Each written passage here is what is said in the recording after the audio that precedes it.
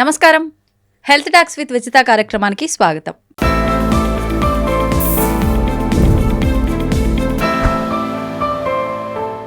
మామూలుగా డాక్టర్లు అనగానే చాలా హెల్తీగా ఉంటారు, వాళ్ళకి అన్నీ తెలుసు, ఏది ఎలా బ్యాలెన్స్ చేయాలి అని చెప్పి అనుకుంటాము. కానీ వాళ్ళ బిజీ షెడ్యూల్లో వాళ్ళు సరిగా టైంకి తినరు అని చెప్పి అంటుంటారు. అయినా కూడా మీరు ఇంత హెల్తీగా చాలా ఫిట్గా కనిపిస్తున్నారు. అసలు ఏం తింటున్నారు మీరు రోజు? డాక్టర్లకు అన్నీ తెలుసు అనేది కొంతవరకు నిజము, అందరికీ ఎవరికి అన్నీ తెలియవు. First point. And second point, నిజంగానే చాలామంది డాక్టర్లు ఉన్న షెడ్యూల్ను ప్రాపర్గా బ్యాలెన్స్ చేసుకోలేకపోయినా, మీరు అన్నట్టు చాలామంది డాక్టర్స్లో పొట్ట బట్ట గుట్ట అనేది చూస్తుంటాం. చాలా కామన్, చాలా కామన్. సో జస్ట్ టక్ వేసుకొని షూ వేసుకున్నంత మాత్రాన డాక్టర్లను అయిపోగానే వెంటనే ఏదో ఒకటి తినేసి మనకున్న గ్యాప్ చాలా తక్కువ తినడానికి మళ్ళీ అని చెప్పి ఏది పడితే అది తినేస్తుంటారు. ఎలా తినాలి? So most of the times కొంతమంది ఈ ఆధ్యాత్మిక మార్గంలో ఉండే వాళ్ళని నేను తప్పుగా అనుకోవద్దు. ఆ టైంలో తినమంటుంది కూడా అవసరానికి సరిపడే తినమంటున్నాను నేను. అంతకు మించి ఇంకా దొరికిందే టైం కదా అని చెప్పి 12 నుంచి 7 దాకా ఇష్టం వచ్చింది. ఇంత రైస్ ఉంటుంది, ఇంతే కర్రీ ఉంటుంది, అంటే ఏంటి అంత తింటున్నావు అని అంటే, నాకు ఇంత తినందే తిన్నట్టే ఉండదు అసలు అని చెప్పి 5 రోజులు 5 o'clock లేవండి, 6th డే మీ అంతలో మీరు లేస్తారు. సో నేను అది ఇనీషియల్ డేస్లో ఇవన్నీ ఏ పనైనా మనకు బేసిక్గా నేను ఒకటి స్ట్రాంగ్గా నమ్మేది అంటే, అవునరా అసలు ఈ అన్నం ఇంత తినాల్సిన అవసరం లేదని చిన్నప్పటి నుంచే ప్రాక్టీస్లో ఉండుంటే మనకి ఇంత ఇబ్బంది కాకపోయేది. అట్లానే వాళ్ళలో ఉన్నాయి, ఎక్సెప్ట్ ఫర్ మెడిటేరియన్ ఆ 5 places తప్ప ఎవ్రీవేర్ నిజంగానే ఇట్లాంటి ప్రాబ్లమ్స్ ఉన్నాయి. అట్లా మన కల్చర్లో కూడా ఆ కాలంలో. ప్రస్తుతం మనతో పాటు ఉన్నారు gastro enterologist doctor Vimalakar Reddy గారు. ఇప్పుడు వారితో మాట్లాడి మన నిత్య జీవితంలో మనం తీసుకునే ఆహారం వల్ల మనం కొంత ఉపయోగపడుతున్నా, చాలా రకాలుగా ఈ మధ్య కాలంలో ఇబ్బంది పడుతున్నాము. తిన్నది అరగక, తినాలన్నా ఆకలవ్వక, రకరకాల ఇబ్బందులు, తిన్న తర్వాత అది గ్యాస్గా మారి, అది అల్సర్గా మారి, క్యాన్సర్గా మారి, రకరకాల ఇబ్బందులకు లోనవుతున్నాము. నిజంగా ఇలాంటి సమస్యలన్నీ ఎందుకు వస్తాయి? ఇలాంటివి రాకుండా ఉండాలంటే మనం ఎటువంటి జాగ్రత్తలు తీసుకోవాలి? ఇవన్నీ కూడా ఇప్పుడు వారితో మాట్లాడి తెలుసుకునే ప్రయత్నం చేద్దాం. Hi sir. హాయ్ మా, ఎలా ఉన్నారు? బాగున్నాను. చాలా రోజుల తర్వాత ఫైనల్లీ వచ్చేసారు. ఇప్పుడు 6 to 8 months అయినట్టుంది. అవును, అడిగి అవును. I'm sorry first of all. అయ్యో పర్లేదు సార్, టైం కుదరలేదు because of my busy schedule. But happy to come to I dream. Thank you sir. It was my dream to come to I dream. Thank you sir. మేము కూడా ఎప్పుడు మీతో shoot చేస్తామని చెప్పి చాలా వెయిట్ చేస్తున్నాం. Finally ఈరోజు నేను కూడా చాలా హ్యాపీ. సార్, ముందుగా అసలు మాకు మీరు ఏదైనా సలహాలు ఇచ్చే ముందు ఫస్ట్ అసలు మీ గురించి నేను తెలుసుకోవాలనుకుంటున్నా. మామూలుగా డాక్టర్లు అనగానే చాలా హెల్తీగా ఉంటారు, వాళ్ళకి అన్నీ తెలుసు, ఏది ఎలా బ్యాలెన్స్ చేయాలి అని చెప్పి అనుకుంటాము. కానీ వాళ్ళ బిజీ షెడ్యూల్లో వాళ్ళు సరిగా టైంకి తినరు అని చెప్పి అంటుంటారు. అయినా కూడా మీరు ఇంత హెల్తీగా చాలా ఫిట్గా కనిపిస్తున్నారు. అసలు ఏం తింటున్నారు మీరు రోజు? ఫస్ట్ ఆఫ్ ఆల్ మీరు అన్న దాంట్లో డాక్టర్లకు అన్నీ తెలుసు అనేది కొంతవరకు నిజము, అందరికీ ఎవరికి అన్నీ తెలియవు. First point. And second point, నిజంగానే చాలామంది డాక్టర్లు బిజీగా ఉంటారు, మెజారిటీ ఆఫ్ ద డాక్టర్స్. లేదా కొంతమంది బిజీ లేకపోతే ఉన్న షెడ్యూల్ను ప్రాపర్గా బ్యాలెన్స్ చేసుకోలేకపోయినా, మీరు అన్నట్టు చాలామంది డాక్టర్స్లో పొట్ట బట్ట గుట్ట అనేది చూస్తుంటాం. చాలా కామన్. సో జస్ట్ టక్ వేసుకొని షూ వేసుకున్నంత మాత్రాన డాక్టర్లు అనుకునే డాక్టర్లు చాలామంది ఉన్నారు, ఇంకా ఆ నోషన్లో ఉంటారు చాలా. బట్ నిజాయితీగా సైన్స్ ప్రకారం వాళ్ళకి చాలా మటుకు తెలుసు. అంటే నిజంగా ఏం తినాలి, ఏం తినకూడదు, ఏం తింటే బాగుంటాం, ఏం తింటే చెడిపోతామని తెలియక కాదు. ఒక సామెత ఉంటుంది ఊర్లో, తెలుసు కదా, ఊరందరికి ఉల్లిగడ్డ అద్దన్నా కానీ మనకద్దన్నా అన్నట్టు. సో ఏంటంటే కొన్నిసార్లు చెప్పేది పాటించకపోయే తత్వం ఉండొచ్చు, కొన్నిసార్లు తెలియకపోవచ్చు, కొన్నిసార్లు తెలిసినా చేయడానికి టైం లేకపోవచ్చు. బికాస్ ఆఫ్ దీస్ 3 reasons జరుగుతాయి. ఇంకా నాకు వచ్చేసరికి మీరు అన్నట్టుగా ఏదైనా నేను అందరికీ రిపీటెడ్గా చెప్పేది, మన ఆలోచన విధానం నుంచి వెళ్ళి, మన డైలీ చేసే పనిలో ఎఫిషియన్సీ నుంచి వెళ్ళి, మన ఓవరాల్ ఈ సొసైటీలో మన ప్లేస్ అంటే స్థానం వరకు అన్నిటినీ డిసైడ్ చేసేది మనం తినే ఆహారం. ఈ నాలుకనే లోపలికి ఏం పోతుంది, బయటికి ఏమొస్తుంది అనే ఈ రెండిటి మీదనే మన జీవితం ఆధారపడి ఉంటుంది. లోపలికి అవసరమైనంత తీసుకొని బయటికి అవసరమైనంత వస్తే అవును. ఖచ్చితంగా మనము హ్యాపీగా ఉంటాం, మన చుట్టూ ఉన్న ప్రపంచం హ్యాపీగా ఉంటుంది.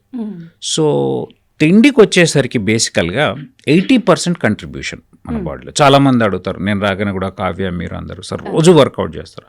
అబద్ధం చెప్పదలుచుకోలేదు, నేనేం రోజు వర్కౌట్ చేయను. మరి డెఫినెట్గా వారానికి 3 రోజులు చేస్తాను. ఓకే. బట్ రోజు అయితే పోయి గంటలు జిమ్లో ఉండను. నేను అదే చెప్పదలుచుకున్నా, మన 100%లో 80% డైట్ మాత్రం డైలీ అట్లీస్ట్ 90 to 95% కన్సిస్టెన్సీతో చేస్తాను. ఓకే. అంటే ఏంటి, కార్బోహైడ్రేట్ శాతాన్ని అవసరానికే తీసుకోవడం, అదే low carbohydrate or at times no carbohydrate. అంటే నో కార్బోహైడ్రేట్ అంటే కార్బోహైడ్రేట్ ఉంటుంది కానీ అది ఫైబర్ రూపంలో వస్తుంది. ఓకే.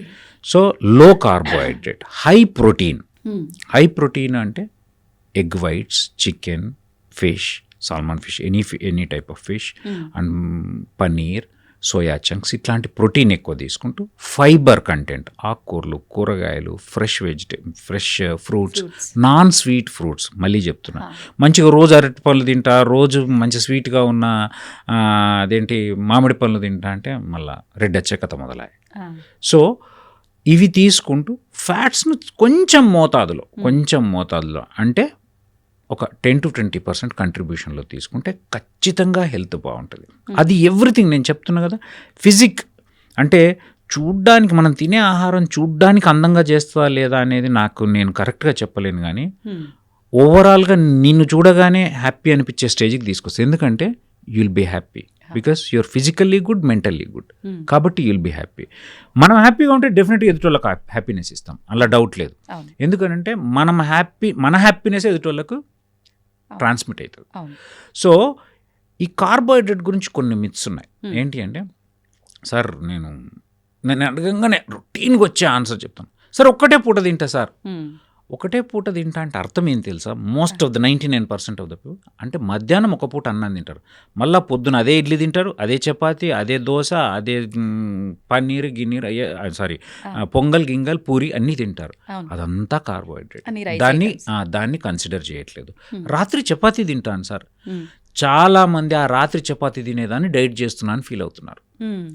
సో 35 ఏళ్ల వయసు దాటిన తర్వాత మన బాడీకి మనం తినే ఆహారంలో 30% అవసరం. యాక్చువల్గా మన జీవక్రియ మొత్తం, మన మెటబాలిజం మొత్తం తగ్గిపోతుంది.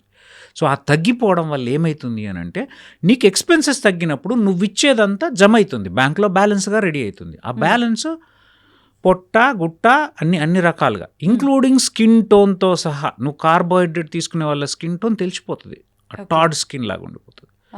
అదే మనం ప్రోటీన్ తీసుకునే వాళ్ళు, కొలాజిన్ కంటెంట్ ఎక్కువ ఉన్న వాళ్ళు తీసుకున్న ఫ్రెష్గా ఉంటుంది, రిజువనేటెడ్గా ఉంటుంది, యంగ్గా కనపడుతుంది. అండ్ థాట్స్ కూడా సేమ్ అట్లే ఉంటాయి. If you're physically good, you feel comfortable, you feel confident, you బేసికల్గా మన మీద మనకు కాన్ఫిడెన్స్, మన మీద మనకు ఒక పాజిటివ్ యాటిట్యూడ్ ఉంటే definitely you will reflect on to the society.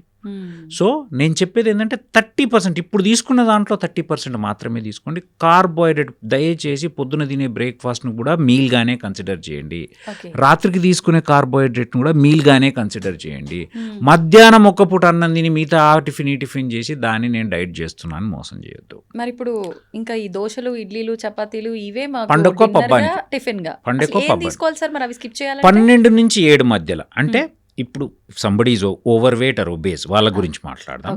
Over weight ఉన్న వాళ్ళు మాత్రం డెఫినెట్గా they should maintain this fasting. అంటే ఆ 16 hours ఫాస్ట్ అనేది ఉండాలి, ఇంటర్మిటెంట్ ఫాస్టింగ్ అంటారు.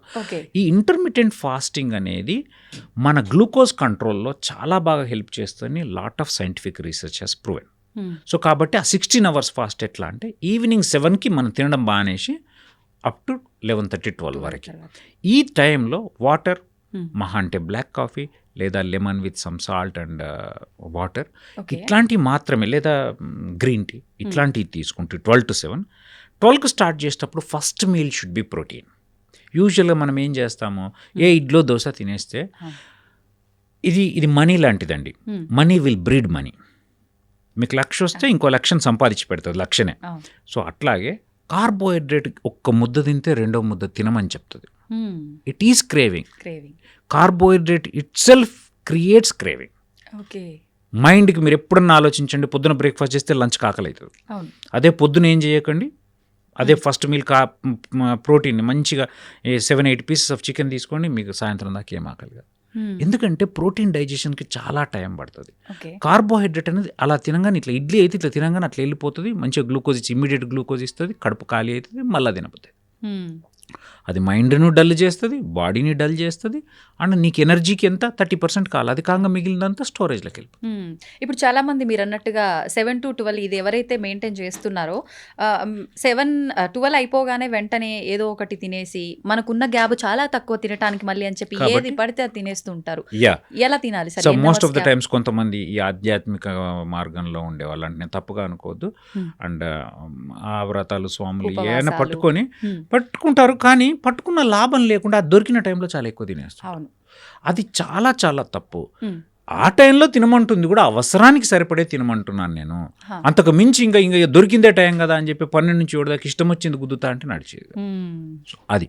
సో అప్పుడు కూడా ఫస్ట్ ప్రోటీన్ మీల్తో స్టార్ట్ చేసి నేను తినే చెప్తాను. 12 to 7 మధ్యలో నేను ఏం తింటాను అంటే యూజువల్గా ఫస్ట్ 4 ఎగ్ వైట్స్ ఇస్తారు, తర్వాత ఏ బ్రక్కోలియా లెట్యూస్ లాంటివి లేదా కీరా క్యారెట్ కలిపిన ఒక సలాడ్ కానీ అది తినేస్తాను. ఇంకా మరీ ఆకలి అయితే 2-3 టైంలో కొన్ని చికెన్ పీసెస్ తింటాను. మళ్ళీ సాయంత్రం కాగానే మళ్ళీ అరౌండ్ 5-6 o'clock 7 o'clock నేను ఇప్పుడు మరీ ఐఎమ్ నాట్ ఒబీస్ కాబట్టి నాకు మన తెలంగాణలో తెలుసు కదా చాయ్ అంటే పిచ్చి కాబట్టి చాయ్ తాగుతాను. సో ఈవినింగ్ ఏం తింటానంటే వర్కౌట్ అయిపోయిన తర్వాత, ఒకవేళ వర్కౌట్ చేస్తే ఐదర్ వర్కౌట్ చేస్తా లేదా వాకింగ్ చేస్తా, కొన్నిసార్లు ఏది చేయలేము. చేసిన తర్వాత అరౌండ్ 7-7:30 మ్యాక్స్లో, ఒక్కొక్కసారి లేట్ అయిపోతే నేను 7కి వెళ్తే నాది 9 కూడా కావచ్చు.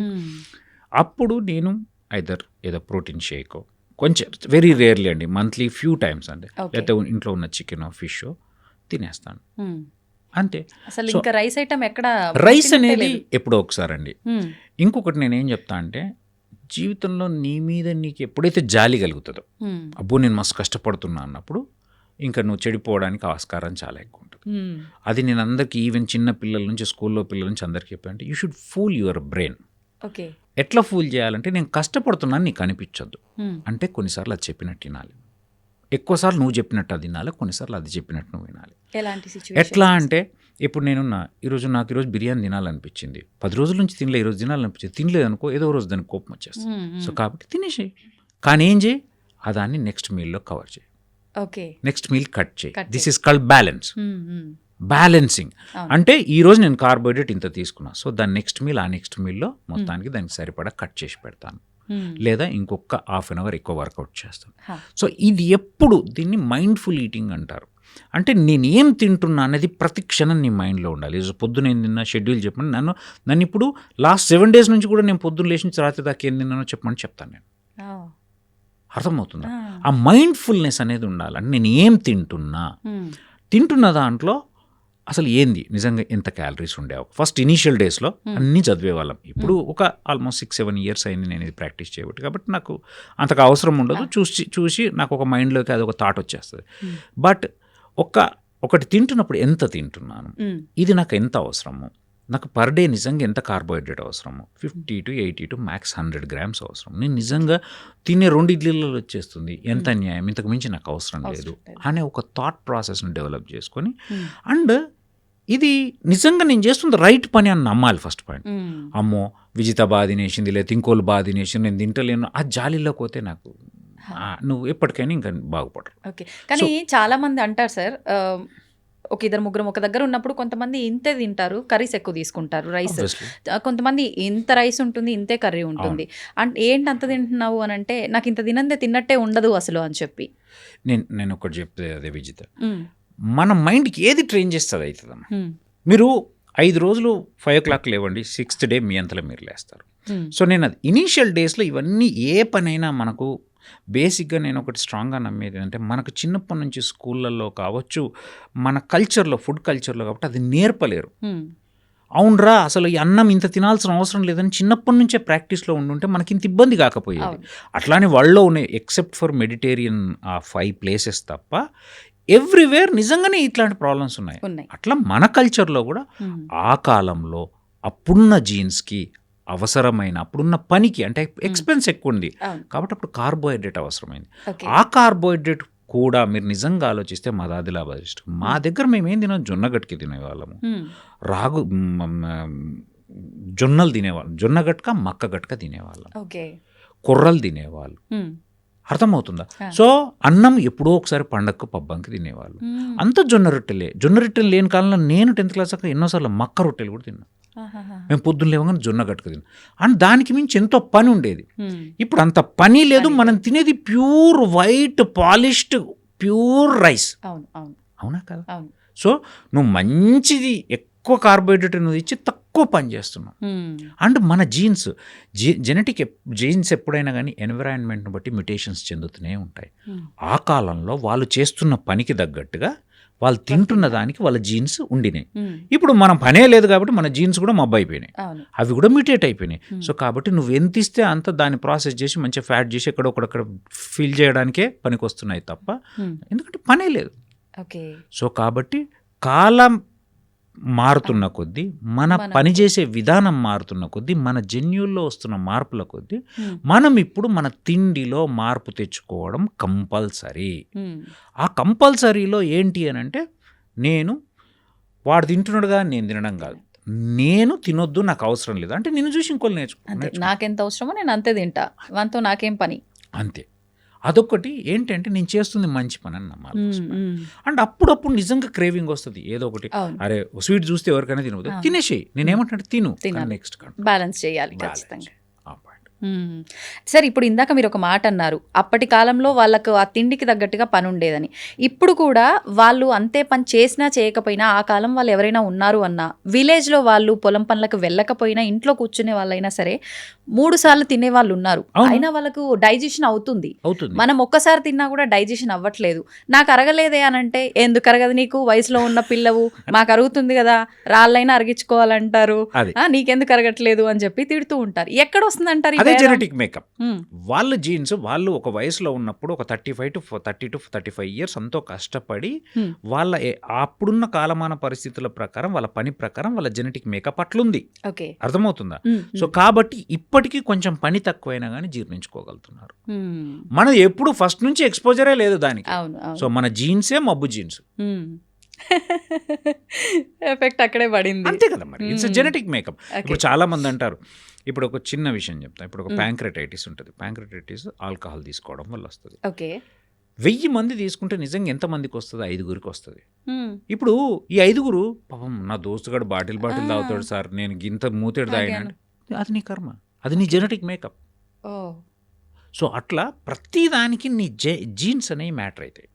సో ఎస్పెషల్లీ ఈ ఫుడ్ అండ్ బాడీ బిల్ట్ అనేది పేరెంట్స్ నుంచి వచ్చింది, ఎన్వైరన్మెంట్తో నువ్విస్తున్నావు. అంటే ఎన్వైరన్మెంట్ అంటే ఏంటంటే ఎక్కడున్నావు, ఎంత పని చేసినావు, ఎంత టెంపరేచర్లో ఉన్నావు, ఎట్లా ఎంత మానసిక పరిస్థితుల్లో ఉన్నావు, వీటి బట్టి ఎప్పుడు మ్యూటేట్ అవుతూనే ఉంటాయి. సో ఆ పరిస్థితుల్లో ఉన్న వాళ్ళకి అట్లా జీర్ణం కావడం అవుతుంది. మనం ఎప్పుడూ అట్లాంటి పరిస్థితులకు ఎక్స్పోజ్ కాలేదు కాబట్టి నడుస్తుంది. ఓకే, ఇప్పుడు మీరు చెప్పిన ఈ ఫుడ్ డైట్ కానీ బ్యాలెన్సింగ్ కానీ ఇదంతా వయసును బట్టి పాటించాలా? చిన్నపిల్లల్లో కూడా చాలా మంది ఇప్పుడు నేను డైట్ చేస్తున్నా అంటే నా పిల్లల్ని కూడా నేనేం తింటున్నానో అదే పెట్టాల్సి వస్తుంది. చైల్డ్హుడ్ ఒబెసిటీ, ఎక్సలెంట్ క్వశ్చన్ ఇది. ఎందుకంటే చైల్డ్హుడ్ ఒబెసిటీ అనేది చాలా ఎక్కువైపోతుంది. మనం ఇంతకుముందు ప్రపంచంలో మన దేశం భారతదేశము డయాబెటీస్ క్యాపిటల్ అయింది కదా, ఇప్పుడు ఒబెసిటీకి కూడా క్యాపిటల్ అయిపోతుంది. ఎందుకు అనంటే చైల్డ్హుడ్ ఒబెసిటీ పెరుగుతుంది. చైల్డ్హుడ్ ఒబెసిటీ అదే మళ్ళీ చెప్పుకొస్తున్నా, మనము తల్లిదండ్రి ఇంకోటి గుర్తుపెట్టుకోండి, ఫుడ్ అనేది కల్చర్. మీరు బాగా గమనించండి, ఇప్పటికీ మీ అమ్మ వండిందే మీకు నచ్చుతుంది, మీ అత్త వండిన దానికంటే చెప్తున్నా. ఎందుకంటే కల్చర్, మనం దేనికైతే అలవాటు పడ్డామో మన జీవ చాపల్యం అంటుంది, సో దానికి మాత్రమే రెస్పాండ్ అవుతుంది. సో చిన్నప్పటి నుంచి మీరేం తింటున్నారో, మీరేం తిన్నారు, మీ పేరెంట్స్ ఏం తిన్నారో మీరు తిన్నారు. సో మీరేం తింటున్నారో మీ పిల్లలు అది తింటారు. కాబట్టి మీరు అండ్ ఇంకోటి, ఇప్పుడు మనం కొంతవరకు ఒక పల్లెటూరు బ్యాక్గ్రౌండ్ నుంచి సడన్గా రీజనబ్లీ గుడ్ అఫోర్డబుల్ స్టేజ్కి రాగానే ఈ comfortable food, pizza, burger, stored, junk అన్నిటికీ మనం ఎప్పుడు, ఎందుకంటే మనం చిన్నప్పటి నుంచి ఎంజాయ్ చేయలేదు అనే ఉద్దేశంతో మనం తెచ్చుకుంటాం. అన్నీ నాన్ వెజ్లో అన్నీ వాటితో పాటు రైస్ అని. సో అది పిల్లలకు అలవాటైంది. అలవాటు కావడం వల్ల నిజంగానే ఆ 14 ఏళ్ళ లోపు కూడా ఒబెసిటీ అనేది పెరిగిపోతుంది. అందుకే నేనేమంటా ఆ కల్చర్ను డెవలప్ చేయాలా. ఇప్పుడు మీరేం తింటున్నారో అది వాళ్ళకి ఇప్పటి నుంచి అలవాటు చేయడంలో తప్పు లేదు. కాకపోతే ఒకటి ఏంటంటే ఎక్స్పెన్సెస్ వాళ్ళకి ఎక్కువ ఉంటాయి. ఎందుకంటే గ్రోత్కి కావాల్సింది వాళ్ళ గ్రోత్కి ఎక్కువ అవసరం పడుతుంది. వాళ్ళకి 100% అవసరమైతే మీకు 30% అవసరమవుతుంది. కాబట్టి 100% సరిపోయేంత బ్యాలెన్స్డ్ డైట్ ఇవ్వండి. ఓకే, అంటే అక్కడ క్వాంటిటీ పెంచాల్సి ఉంటుందా సార్? మనం క్వాంటిటీని పెంచండి అంతే.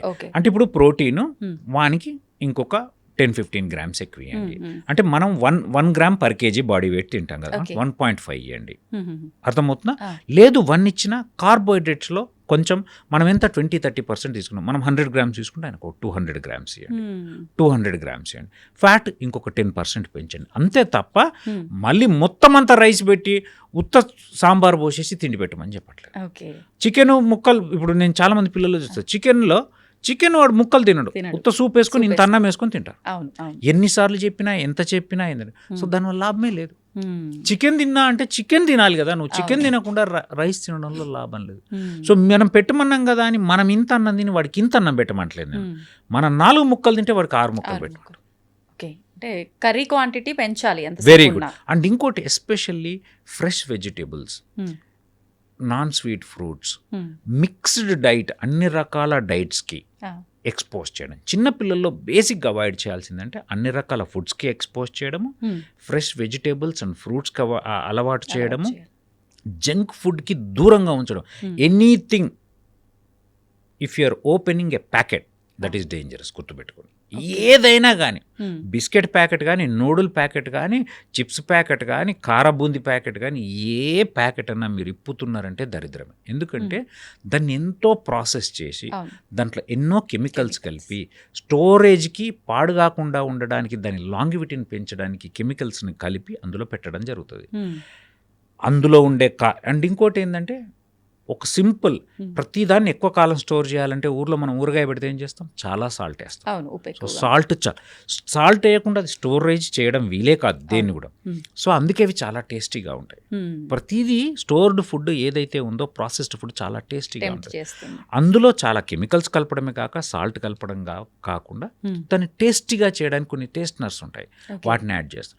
అవన్నీ కార్సినోజెనిక్, అవన్నీ ఏదో ఒక రోజు క్యాన్సర్ చేస్తాయి, అవన్నీ ఒబెసిటీని పెంచుతాయి. అంతెందుకండి, ఏ క్యాన్సర్ను డైరెక్ట్ కాజ్ చేయాల్సిన అవసరం లేదు. Obesity is mother of all diseases. ఈ స్టేట్మెంట్ మీరు చాలా ప్రాపగేట్ చేయాలి. మీడియాకు కూడా నేను రిపీటెడ్గా చెప్తాను. ఎందుకంటే obesity is mother of all diseases. తల్లి లాంటి ఆ రోగం అదొక్కటి ఉంటే జర అన్ని రోగాలు వచ్చినాయి. పైన మైగ్రేన్ నుంచెళ్ళి, స్ట్రోక్ నుంచెళ్ళి, హార్ట్ ప్రాబ్లం నుంచి, diabetes, hyper tension, hyper lipidaemia అంటే లిపిడ్ ప్రొఫైల్ ఆల్టర్ అయిపోవడం నుంచి, లివర్ పాడు కావడం నుంచి, కాన్స్టిపేషన్ నుంచి, జాయింట్ పెయిన్స్ నుంచి, ఇన్ఫర్టిలిటీ, పీసీఓడి వచ్చి ఇన్ఫర్టిలిటీ వచ్చేంత వరకు, ప్రతి వ్యాధికి, క్యాన్సర్ వరకు ఒబెసిటీ కారణం. మీకు అర్థమవుతుందో లేదు? ఇంకొక వింత పాయింట్ చెప్తాను. ఇంతకుముందు మీకు లివర్ దేనివల్ల పాడవుతుందని తెలుసు కదా? ఇప్పుడు అంతకు మించి ఫ్యాటీ లివర్ వల్ల పాడేది. ఫ్యాటీ లివర్ అంటే ఏంది? బాడీలో ఫ్యాట్ పెరుగుతుంది, లివర్లో చేరుతుంది. లివర్లో చేరి 1,00,000 హెపటోసైట్స్ అంటే లివర్ కణాలు ఉండాల్సిన ప్లేస్లో అందులో మధ్యలో ఫ్యాటే చేరిపోయి వాటి పర్సంటేజ్ నీకు 30,000కో 40,000కో పడిపోయినప్పుడు పనిచేసే కణాలు తగ్గిపోయి ఫ్యాట్ పెరిగిపోతుంది. అది సిర్రోసిస్. అది మెల్లగా సిర్రోసిస్, అది మెల్లగా ఫ్యాట్ కాస్త ఫైబ్రోసిస్ అయితే, ఫైబ్రోసిస్ కాస్త సిర్రోసిస్ అయితే. సార్, ఇప్పుడు లివర్ మనకు డేంజర్లో ఉంది అని అంటే ఒక స్టేజ్ నుంచి ఇంకో స్టేజ్ కంటే సిరోసిస్ స్టేజ్కి వెళ్తుంది అన్నారు. ఆ స్టేజ్కి వెళ్తుంది అన్నాక కూడా అంటే లాస్ట్ మూమెంట్లో ఇంకా ట్రీట్మెంట్ అవసరం అన్నప్పుడే చాలా మందికి బయటపడుతుంటాయి లక్షణాలు. ముందుగానే లివర్ మనకు డ్యామేజ్ అయ్యే ఛాన్సెస్ ఉన్నాయి అన్నప్పుడు మనకేమైనా సిమ్టమ్స్ తెలిసే అవకాశం ఉందా? ఏముండవు. యాక్చువల్గా ఫ్యాటీ లివర్లో సిమ్టమ్స్ ఏముండవు. చాలా మంది సార్ నాకు ఫ్యాటీ లివర్ ఉంది, నొప్పి అని వస్తారు, కానీ ఏ ఫ్యాటీ లివర్ వల్ల నొప్పి రాదు. మీరన్న point very valid. Fatty liver అనేది సైలెంట్ కిల్లర్. స్లోగా పోయి అది ఎప్పుడైతే ఫైబ్రోసిస్ అయ్యి సిర్రోసిస్ అవుతుందో అప్పుడే కడుపులో నీరు చేరడమో, జాండీస్ రావడమో, కాళ్ళవాపులు రావడమో, లేకపోతే రక్తవాంతులు కావడమో, లేకపోతే ఓష్ తప్పిపోవడం, ఎన్సెఫలోపతి, వీటి వల్ల మాత్రమే బయటపడుతుంది. అందుకే నేను ఏం చెప్తున్నా అంటే ఫస్ట్ నుంచి వెళ్ళి నీ వెయిట్ని కంట్రోల్లో పెట్టుకొని షుగర్ను కంట్రోల్లో పెట్టుకుంటే ఫ్యాటీ లివర్ వచ్చే అవకాశాలే తక్కువ ఉంటాయి. అందరికి నేను ఇంకా కొంచెం కామెడీగా చెప్తా, అమ్మా ఏందమ్మా మందు తాగి లివర్ పాడైనా కొంచెం గౌరవంగా ఉంటుంది, ఈ తినడం వల్ల లివర్ పాడైందంటే దరిద్రంగా ఉంటుందమ్మా అని జస్ట్ ఒక కామెడీ నోట్లో చెప్తుంటాను, ఎందుకంటే వాళ్ళకి అది అర్థం కావాలి అని చెప్పి. అవును అవును సో అంటే నేను చెప్పబోయేది ఏంటంటే ఫుడ్ అనేది ఆల్కహాల్ కంటే డేంజర్, అన్నిటికంటే పెద్ద పాయిజన్ ఇప్పుడు మన ముందున్నది, ఈ ప్రపంచం ముందున్నది ఫుడ్ మాత్రమే. నిజంగా సార్, ఫుడ్ ఒక్కటే కాదు, మనకు నిద్ర, వర్కౌట్స్ చేయకపోవడం కూడా చాలా ఎఫెక్ట్ అవుతుంది హెల్త్కి అని అంటారు. మనకి ఎంత శాతం ఉండాలంటారు ఇదంతా కూడా? సో కంపల్సరీ ఇప్పుడు చెప్పాను కదా, 20% exercise, 20-30% exercise, 70-80% diet, first point. Then sleep, good sleep. Everybody should have minimum of 7 hours of sleep. చాలామంది కొంతమంది మేము 3-4 గంటలు పండుకొని హ్యాపీగా ఉన్నాము, అది నిజంగా చూస్తే ఆ బ్యాలెన్స్డ్ లైఫ్ అయితే ఏదైతే ఉందో, అంటే పర్సనల్, ఫ్యామిలీ, ప్రొఫెషనల్, సోషల్, ఈ 4 లైఫ్లు ప్రతి మనిషికి ఉంటాయి. దీంట్లో మీరు పోయి తొంగి చూస్తే, ఆ మనిషిలోకి తొంగి చూస్తే నిజంగా ఎందులో ఒక దాంట్లో బ్యాలెన్స్ లేకుండానే బతుకుతుంటాడు. సో వాళ్ళని చూసి మనం మోసదు. ఎంతోమంది డాక్టర్లు కూడా, పెద్ద గొప్ప గొప్ప డాక్టర్లు, మేము 3 గంటలే పడుకుంటాము, రాత్రి 12 నుంచి 2 వరకు రీసెర్చ్ చేసుకుంటాము, బట్ స్టిల్ పోయి చూస్తే they are not living happy life. అది ప్రూవ్ అవుతుంది. సో మంచి ఆరోగ్యం ఉండాలి అని అంటే, మంచి బ్యాలెన్స్ లైఫ్ ఉండాలంటే మినిమమ్ ఆఫ్ 7 hours. 8 hours అనేది కొంచెం ఎక్కువ, 7 hours, 6-7 hours అయితే కంపల్సరీ ఉండాలి. దట్ టు సౌండ్ స్లీప్ అండి.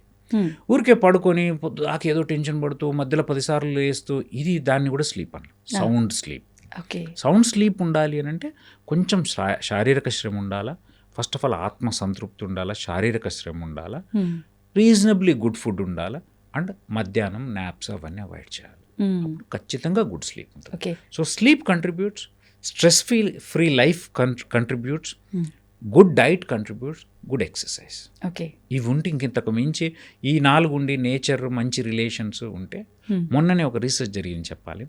ఆ రీసెర్చ్లో ఒక మనిషి లాంగివిటీని పెంచేవి ఏంటి అన్నప్పుడు అందులో ప్రూవ్ అయినాయి చెప్తున్నాను. First good protein diet, body bearing, weight bearing exercises, minimum of weight bearing exercises, and third, good human relations.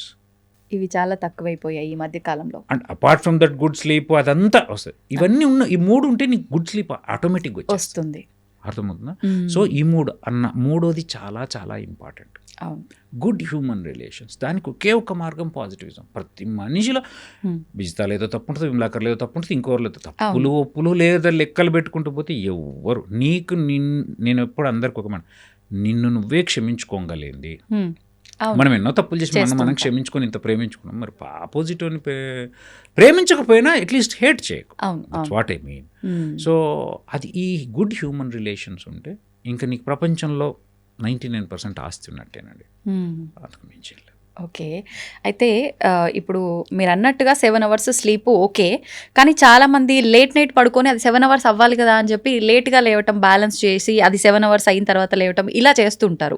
అది కరెక్టేనా? అసలు పడుకోవాల్సింది ఏ టైంకి లేవాల్సి ఉంటుంది? సర్కేడియన్ రిథమ్ అనేది ఎప్పుడైనా కానీ మనకు ఆ నైట్గా చూడడం. ఇప్పుడు మీరు ఇంకో మాట చెప్తా, ఎప్పుడైనా పడుకున్నప్పుడు 3 types ఆఫ్ సిచ్యువేషన్స్ అబ్జర్వ్ చేయండి. ఒకటి, అన్ని లైట్స్ ఆన్ చేసి పడుకోండి. ఒక్క బెడ్ లైట్ ఆన్ చేసి పడుకోండి. ఈవెన్ ఆ బెడ్ లైట్ కూడా బంద్ చేసి పడుకోండి. మూడిట్లో ఎంతో డిఫరెన్స్ ఉంటుంది. అవును. That darkness, that calmness matters. ఇప్పుడు మీరు 12 గంటలకు పడుకొని పొద్దున్న 7కి లేస్తా అంటే 5 to 7 సౌండ్ ఉంటుంది. లేదు 2కు పడుకొని నేను 9కి లేస్తా అంటే ఆ 5 to 9 సౌండ్ ఉంటుంది, డిస్టర్బెన్స్ ఉంటుంది. తలుపు తీస్తాడు ఎవడో, లైట్లు వేస్తారు, తెలియకుండానే లైట్ వచ్చేస్తుంటుంది through windows and all. So I don't think that is a sound sleep. ఇప్పుడు ఇంకా మనకు పట్టణాల్లో అయితే ఉల్లిగడ్డలని అవని ఇవని లొల్లులు ఏదో ఒకటి ఉంటుంది. సో కాబట్టి ఖచ్చితంగా సర్కాడియన్ రిథమ్ దెబ్బతింటుంది. నా సజెషన్ అయితే నైట్ ఉంటేనే, ఇప్పుడు మన హార్మోనల్ బ్యాలెన్స్ కూడా ఎట్లుంటుందంటే, మార్నింగ్ ఏ రకమైన హార్మోన్స్ రావాలి, హ్యాపీ హార్మోన్స్ కావచ్చు, స్ట్రెస్ హార్మోన్స్ కావచ్చు, గుడ్ హార్మోన్స్ కావచ్చు, బ్యాడ్ హార్మోన్స్ అంటే పాజిటివ్ ఆర్ నెగిటివ్ హార్మోన్, ఇవన్నిటికి కూడా ఒక టైమింగ్ అని సెట్ అయి ఉంది బాడీలో. ఆ సర్కాడియన్ రిథమ్ అనేది ఉంది. ఆ జీవక్రియ మెటబాలిజంలో అవన్నీ డిజైన్ చేయబడ్డాయి. నువ్వు దాన్ని జస్ట్ స్లీప్ మారిస్తే అన్ని మారిపోవు. అర్థమవుతుందా? ఆ 4 గంటలకు రావాల్సి 4 గంటలకే వస్తుంది. అర్థమవుతుందా? నువ్వు 10కి పండుకుంటా అన్నది వెయిట్ చేయదు కదా. So that is human body is built like that. So దాన్ని గౌరవించడం, నేచర్ను గౌరవించడం మనం నేర్చుకోవాలి. మన ఒక్కరి కోసం నేచర్ మారిపోదండి. ఓకే.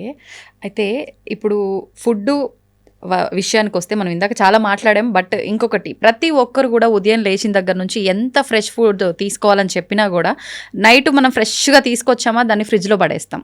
పొద్దున ఫ్రిడ్జ్లోంచి తీసి వండుకుంటాము. పాల ప్యాకెట్లు పొద్దున్న లేస్తే అందులో పడేస్తాము, 2-3 రోజులకి సరిపోను తెచ్చి తీస్తాము, కాఫీలని టీలని. అసలు కరెక్టేనా సార్ ఫ్రిడ్జ్లు వాడటం, ఇదంతా కరెక్టే అంటారా? ఏంటంటే అట్లా అట్లీస్ట్ ఇంకా మనం అదృష్టవంతులం అని భావించాలి. మీరు ఎప్పుడైనా వెస్టర్న్ కంట్రీస్ యూఎస్ అట్లా పోతే పాపం ఎంత జాలేస్తుంది అంటే, నేను నా ఫ్రెండ్స్ దగ్గర కూడా చూసినప్పుడు వాళ్ళు సండే రోజు వండుకుంటారు, నెక్స్ట్ సాటర్డే వరకు అదే తింటారు. I have seen. ఓకే. నా క్లోజ్ ఫ్రెండ్స్, మంచి ఫ్రెండ్స్ వెళ్ళిపోయినా వాళ్ళకి అఫోర్డబిలిటీ లేక కాదండి, టైం ఉండక. సో ఖచ్చితంగా fresh is fresh, stored is stored. 100%. Taste మారడం గురించి కూడా అంటలే, ఈవెన్ అందులో ఉన్న బ్యాక్టీరియా, అందులో ఉన్న అన్నీ మారుతాయి. ఖచ్చితంగా హజార్డసే, కానీ అది ఎంత హజార్డస్ అనేది చెప్పలేం. అట్లీస్ట్ ఫ్రీజ్ చేయడం వల్ల, అంటే ఫ్రీజ్ చేయడం వల్ల టెంపరేచర్ను తగ్గించడం వల్ల పాడు కాకుండా ఉంటుంది అంతే.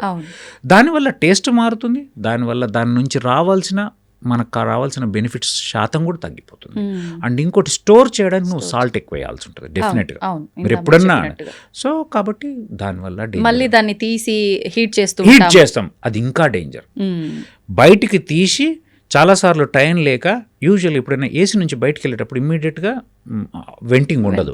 మీరు మధ్యలో ఏం చేస్తారంటే కొంచెం సెమీ కూల్ ప్లేస్ని పెడతారు. దట్ ఈస్ ద వే ఏదైనా లైఫ్లో అంతే.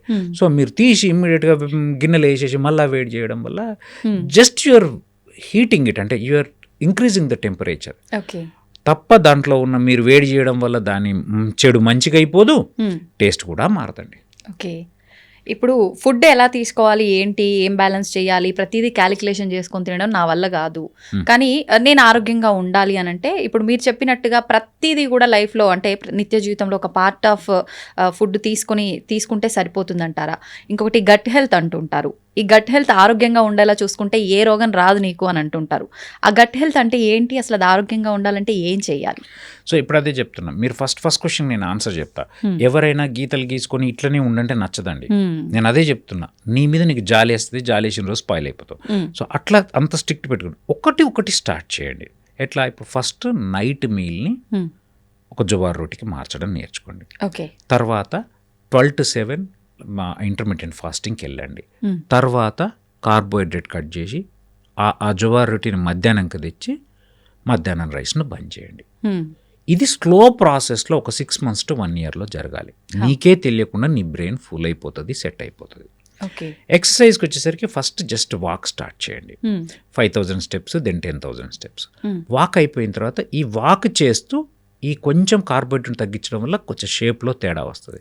ఇప్పుడు ప్రతి ఒక్కరే విమల్ బాగా అవుతున్నారా, స్టైల్గా ఉన్నారా, ఇంకోటి అన్నారు అన్నప్పుడు మీకు తెలియకుండానే ఒక మోరల్ ఎంకరేజ్మెంట్ వస్తుంది.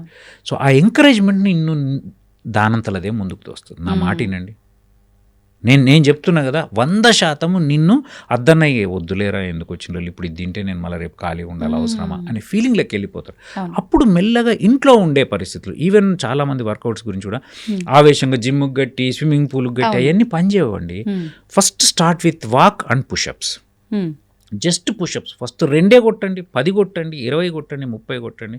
కొంచెం షేప్ వస్తుంటుంది. కొంచెం జంపింగ్ జాక్స్ చేయడం, కొద్దిగా ఏదో చిన్న చితక చేతులు కాళ్ళు ఊపడము, ఇవి చేస్తూ డైట్ చేస్తే ఒక 6 monthsలో మీలో తెలియకుండా మీలో మార్పు వస్తుంది, మీకు తెలియకుండా మీలో మార్పు వస్తుంది. అది ప్రపంచం గుర్తించి మిమ్మల్ని ఎంకరేజ్ చేస్తుంది. అప్పుడు మిమ్మల్ని మీరే ఎంకరేజ్ చేసుకుంటారు.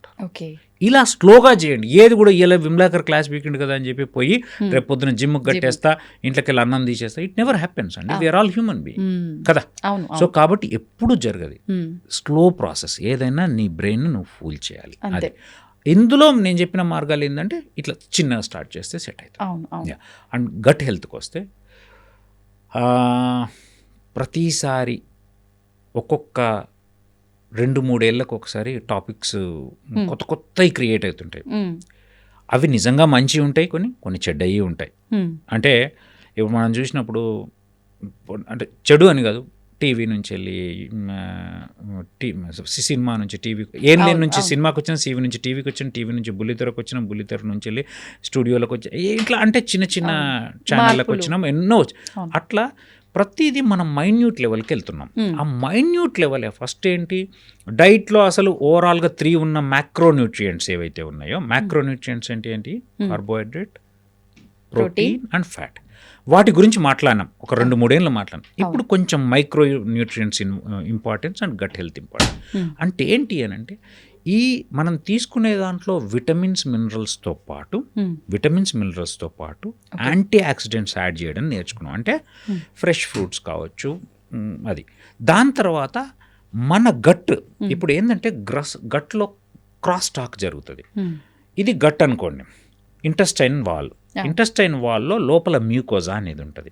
దాని మీద కొన్ని డిటెక్టర్స్ ఉంటాయి. గట్ లోపల మనం ఇచ్చే ఫుడ్ ఉంటుంది. సో ఈ ఫుడ్కి, ఆ మ్యూకోజాకి, ఆ మధ్యలో ఉండే రిసిప్టార్స్ మధ్యలో క్రాస్ టాక్ జరుగుతుంటుంది. దీనికి బ్రెయిన్కి క్రాస్ టాక్ జరుగుతుంది.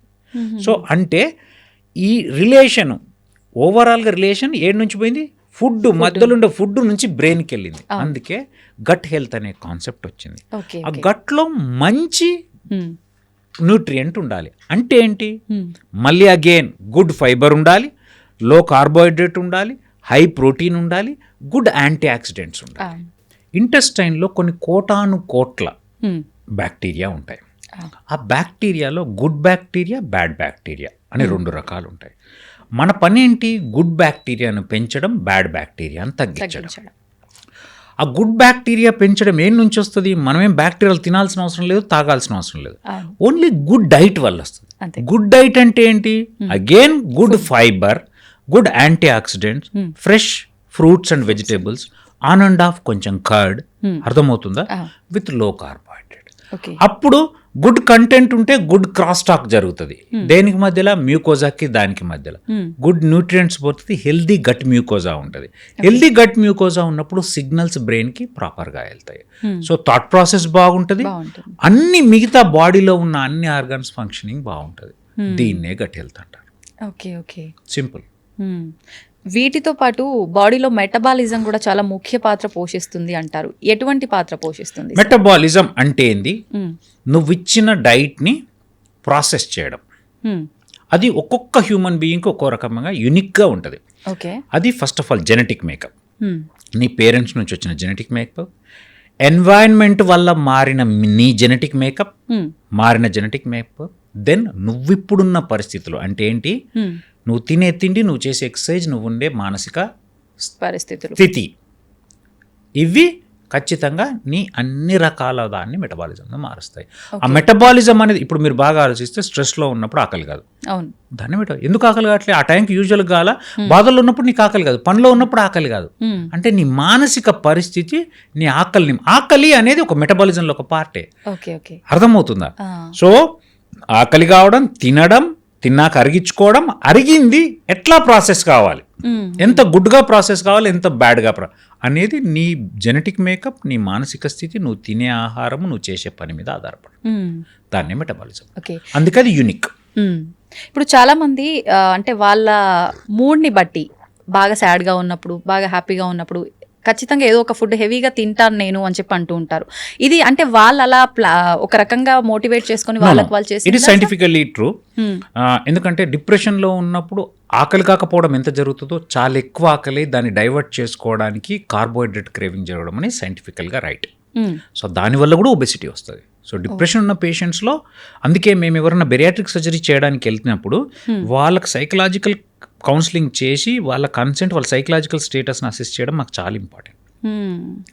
సో డిప్రెషన్లో ఉన్నప్పుడు ఎక్కువ తినాలనిపించడం, దట్టు కార్బోహైడ్రేట్ తినాలనిపించడం, అది ఒబెసిటీ కంట్రిబ్యూట్ చేయడం అనేది it's scientifically proven.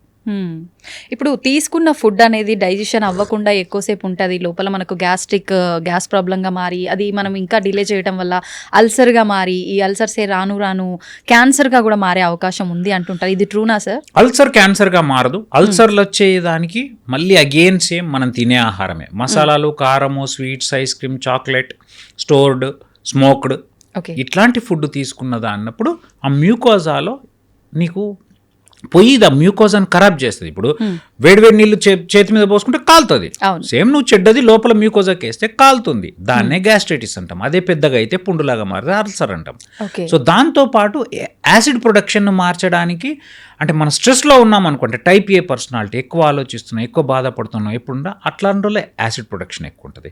And third point ఏంది స్లీప్లెస్నెస్. ఫోర్త్ పాయింట్ ఏంది హెచ్ పైలోరీ అని ఒక బ్యాక్టీరియా ఉంటుంది, దాని ఇన్ఫెక్షన్. అది కూడా contaminated food, out side water వల్లనే వచ్చేది. ఓవరాల్గా నువ్వు తినే ఆహారం, నువ్వు ఉండే మానసిక స్థితే నీకు నీ గ్యాస్ట్రైటిస్ కానీ అల్సర్గా మారదు. అల్సర్ కానీ కారణం. కాకపోతే అల్సర్ క్యాన్సర్గా మారదు. క్యాన్సర్ అల్సర్ రూపంలో ఉండొచ్చు. ఒక అల్సర్ కనపడడానికి ప్రతిదీ ఉట్టి అల్సర్ అనుకోవడానికి లేదు. ఒక 35-40 ఏళ్ళ తర్వాత ఒక అల్సర్ కనపడుతుంది, దాన్ని మేము ఎండోస్కోపీ ద్వారా చూసినప్పుడు మాకు కొంచెం దాని తేడాగా అనిపించినప్పుడు బయాప్సీ తీసుకుంటే అది క్యాన్సర్గా ఉండే అవకాశం ఉంటుంది. సో కాబట్టి అది అల్సర్ రూపంలో ఉన్న క్యాన్సర్ తప్ప అల్సర్ క్యాన్సర్గా ఎప్పుడు మారదు. కాకపోతే మళ్ళీ క్యాన్సర్కి ఇవే కారణాలు. స్మోక్డ్ ఫుడ్డా, స్టోర్డ్ ఫుడ్డా, నువ్వు ఎట్లాంటి ఫుడ్ తీసుకుంటావు దానివల్లనే నీకు క్యాన్సర్ వచ్చే. కాబట్టి ఇదా అదిదా ఓవరాల్గా ఇది కంట్రోల్లో ఉండాలి. ప్రస్తుతం చూసుకుంటే క్యాన్సర్ కేసెస్ మన దగ్గర చాలా ఎక్కువైపోతున్నాయి. అందుకే మేము free GI cancer screening camps conduct చేస్తున్నాము. కుంజర యాత్ర అనేది స్టార్ట్ చేశాము. ఇప్పుడు 10th క్యాంప్ అయింది, రేపు 11th క్యాంప్ ఉంది.